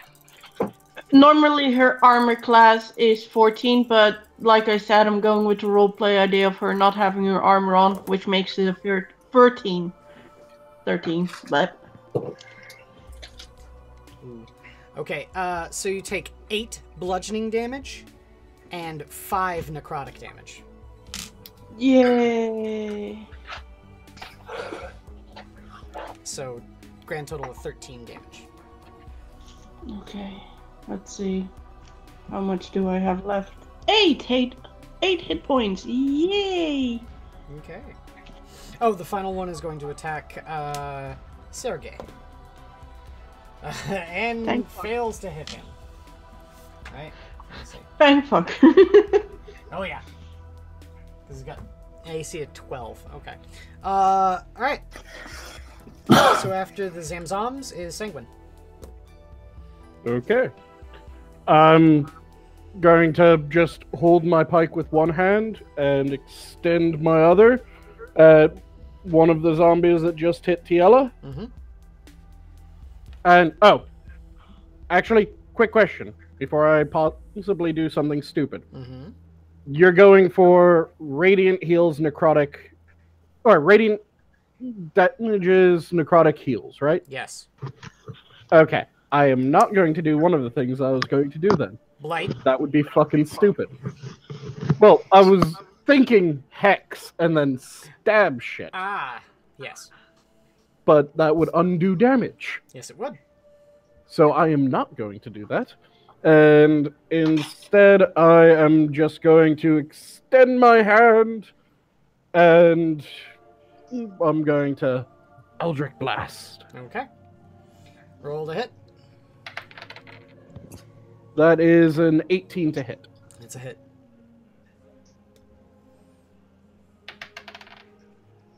And that is 13 damage. Okay. Wait a second. Necrotic damage heals undead? I go by that. You know, with the whole second, third, and every other edition before fifth, necrotic damage healed undead and radiant Healing. damage, you know, or healing undid undead. So you Good could, to know. I guess I won't be taking Toll the Dead as a cantrip then. Yes. So like if you run up and use like lay on hands, that would deal damage. So a healing spell deals damage, or just Yes, a healing. radiant damage? Well, it's any healing spell or radiant damage. Will, Any positive energy yes, spell. positive energy is what it is. Oh, okay. Yeah, if it's negative energy, it used to heal, so he's gone back to that. Yes. If it was positive energy, it used to kill. Because you're trying to make something alive that isn't alive. Exactly. Yep. Exactly. All right. So after Sanguine is Sarashon. Dragonborn. Eeyore. I'm here. Are you though? Being within 30 meters of combat now, I'm able to easily see it, of course. Therefore, I'm going to draw the old longsword with both hands, run up to the closest zombie, and I'm going to take its freaking head off. okay. Why, when you could lay on hands most of them? Meh. Instant kill? I could use a lay on hands. Well, think Yeah, about you could. think about it this way. For tactically speaking, for something like that, lay on hands, 1 hit point from the pool.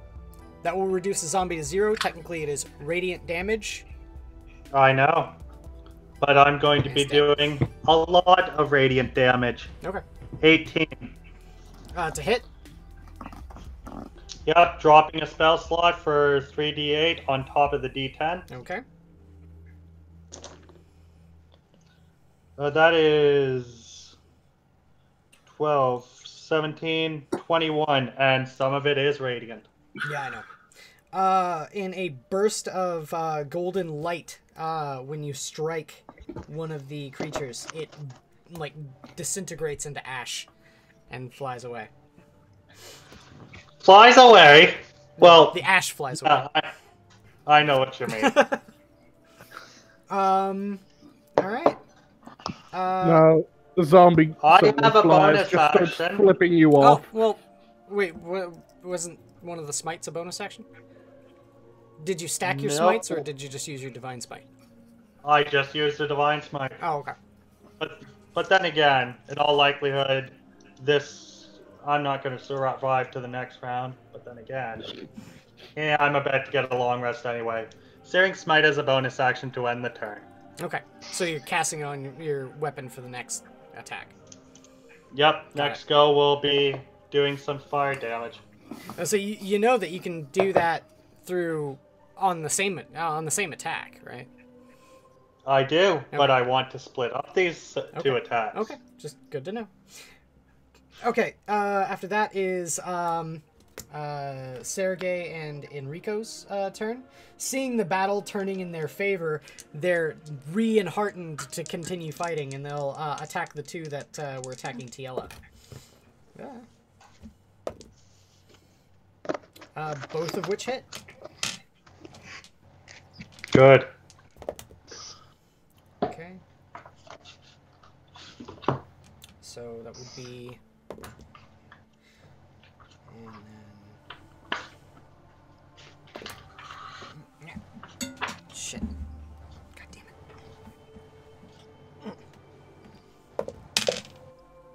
it. Both of them strike out with their long swords and deal hits to the zombies, but both of them continue fighting.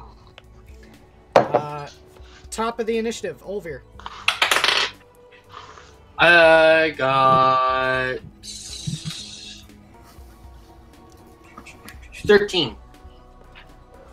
That's a hit. Sweet.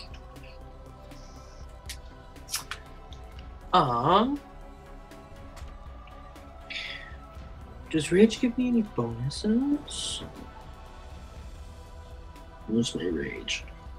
That's not rage. That's natural explorer. That's plus 2 to your strength. This bonus increases as you level. Okay, so I'm gonna go rage. Okay, for your bonus action. Got it. Yeah.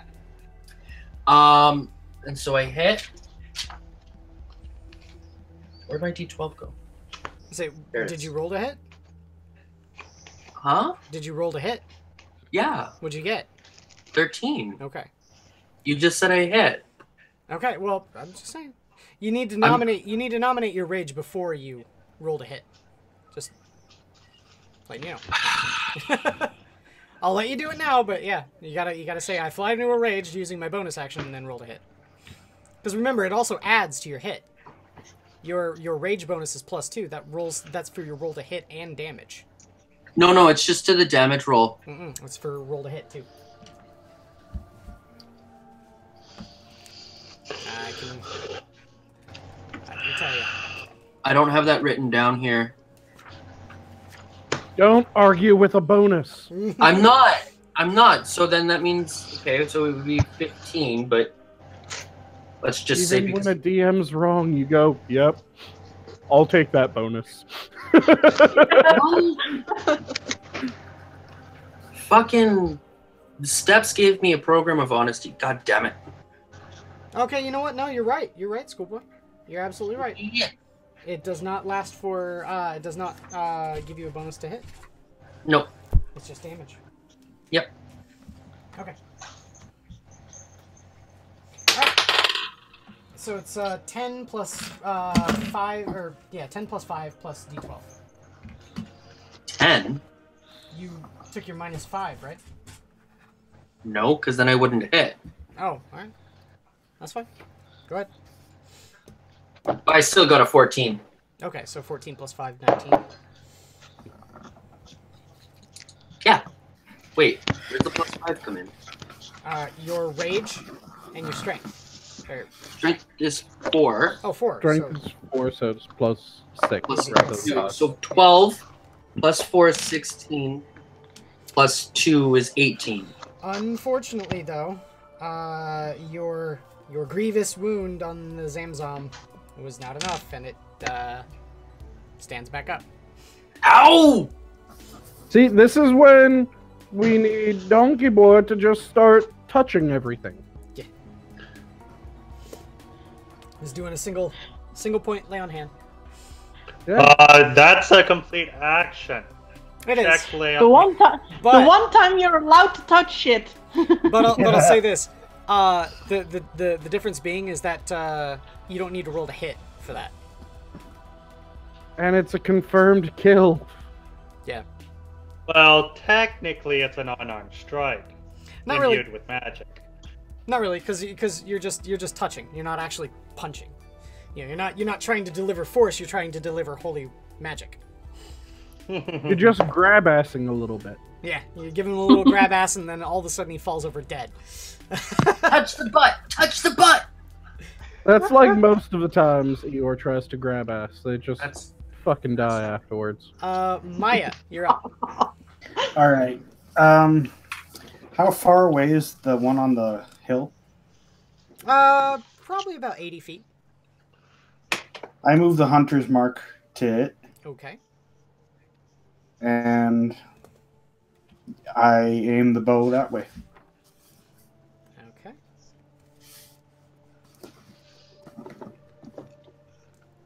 Great, he's firing upon the guy we have to negotiate with. Okay. Roll to hit. Hey, a negotiation tactic where you've already killed the person once puts you in a position of power. We 10. can kill you again. 10. You line up the shot as best you can, and you let loose on your arrow, and it falls short in the distance. Okay. I hate to do this, guys. I know.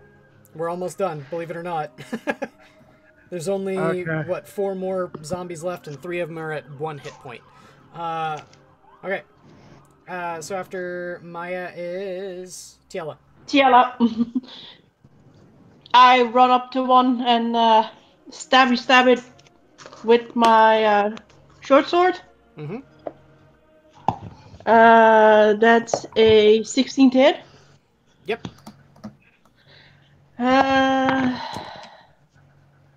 6 on my damage. I have no sneak attack now, right? Because there's nothing to hide me after. I will say that yeah, you still Which one are you? You still get it. You're kind of positioning yourself in a way so that you're striking at it from behind. Okay. You've got more than enough movement to be able to do that. It's mostly just to make sure that it has enough damage then. Yeah. 3 and a 5. So grand total 3, 5, 3. So 11 plus, what was the first? My brain says 12. What was the first d6? I thought 6. I thought that I 6. rolled. Okay, so I it'd am be already 17. Oh, what? Yeah. Unfortunately, the thing still stands. Dagger. Okay. That's a 14 to hit. Hit. Okay, and D4 plus 4. 1. Okay. Unfortunately, it still stands too. Okay. Why? Why do you guys live? Garen. Garen will cast. Wait, 1 moment. Can I still punch it? No, you've already used your offhand attack. God damn. What about kick it? She hasn't used her feet yet. Garen, you're up. Garen will cast Sacred Flame at whichever one looks the most ornery still. Is that wisdom It's saving a throw? DC 14 Dex save. Dex save. Ah, fail. All right. 6 radiant damage. Doesn't matter how much radiant damage.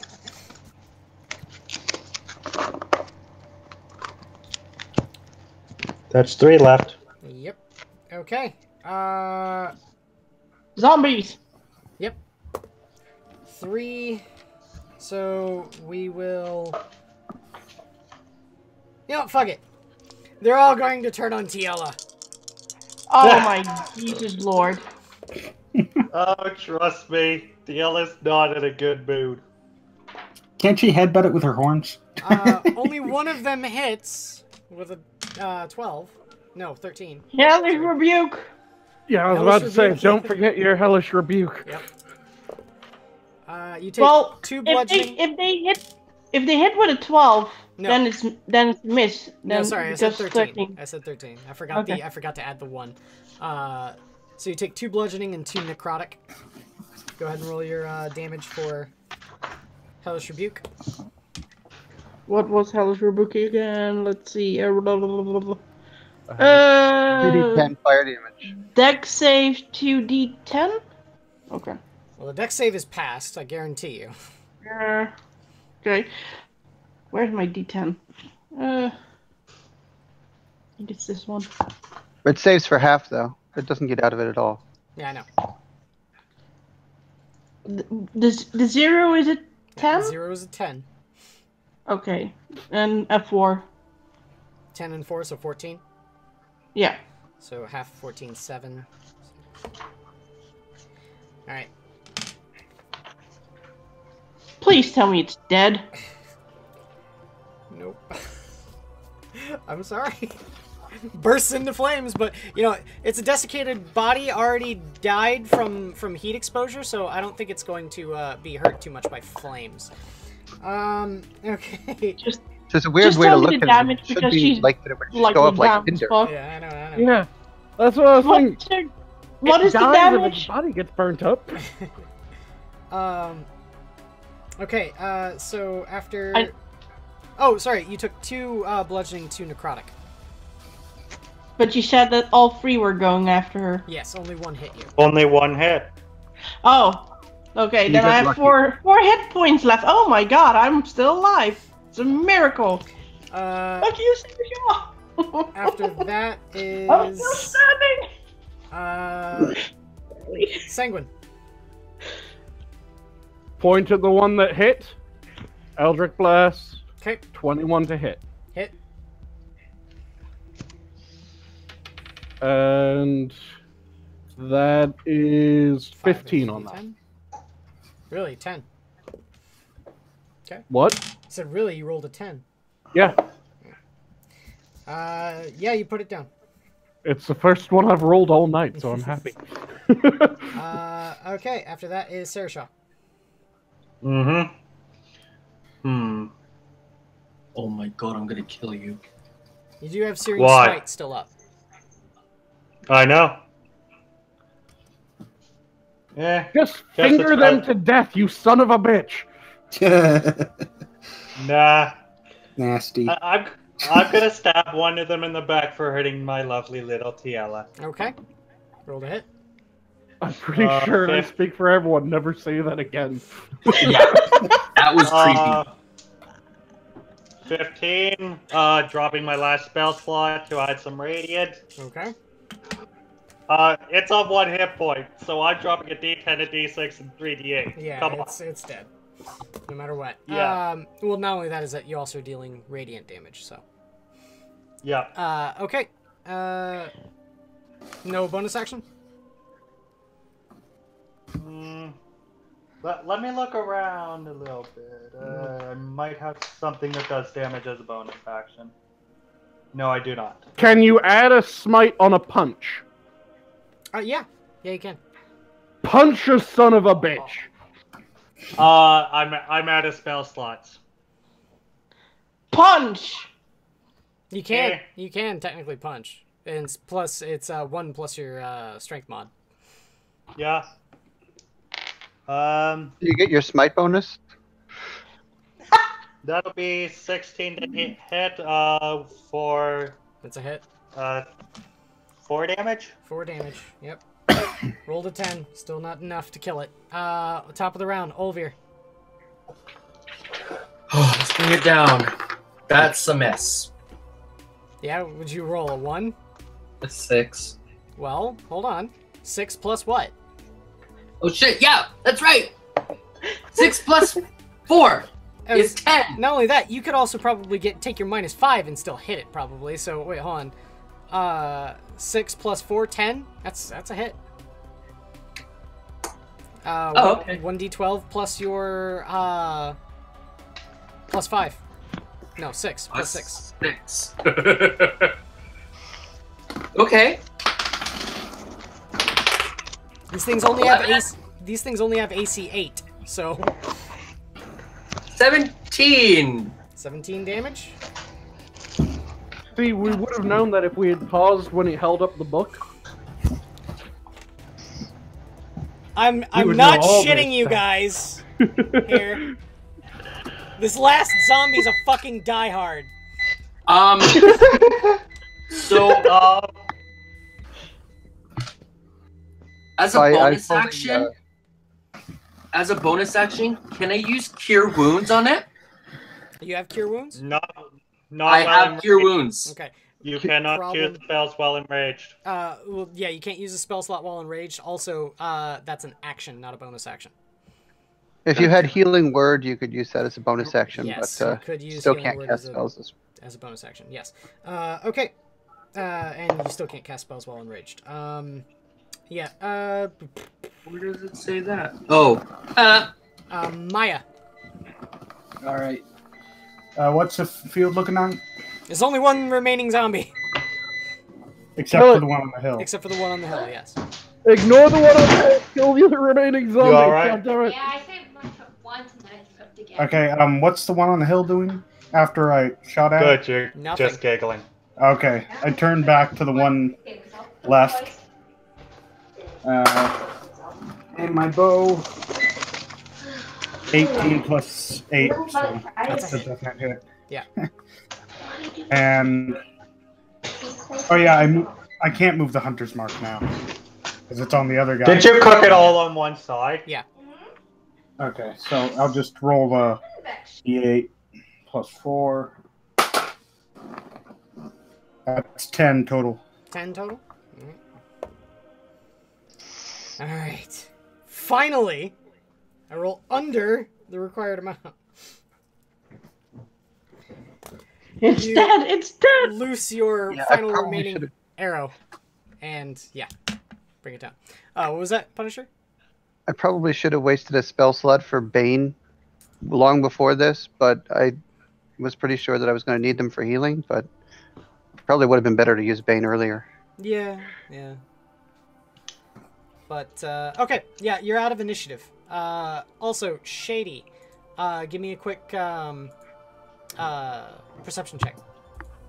Is this regarding the one on the hill? Yes. I get advantage. Yes.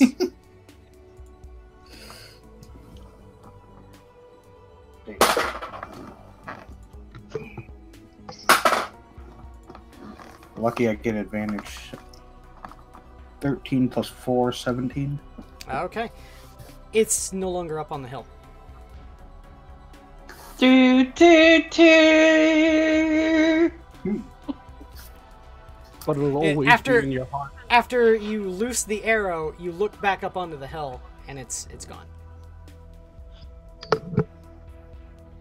All right. If we're out of initiative, I'm gonna go collect the arrow from near that and see if there's tracks. Okay. Yeah, you get all the way out to the dune. You recover your arrow. Sorry to do this, guys, but I need to run the fuck away. I know. All right. I'll Have a give good you, day, I'll night give you- at work. I'll give you a cliffhanger here, saying when we'll end it. The tracks that you would expect to find up on the ridge, you don't see anything. It's as if the figure that you were looking at was never there. It was a snake! And that's where we'll end it for right now. Yay! So I'm glad we're back. Hopefully we'll make this more of a thing. We'll try for next weekend as well. Yes, Shitlords are back. Have a good night, everyone. Yay! Good night, all. See ya. Night. Night night.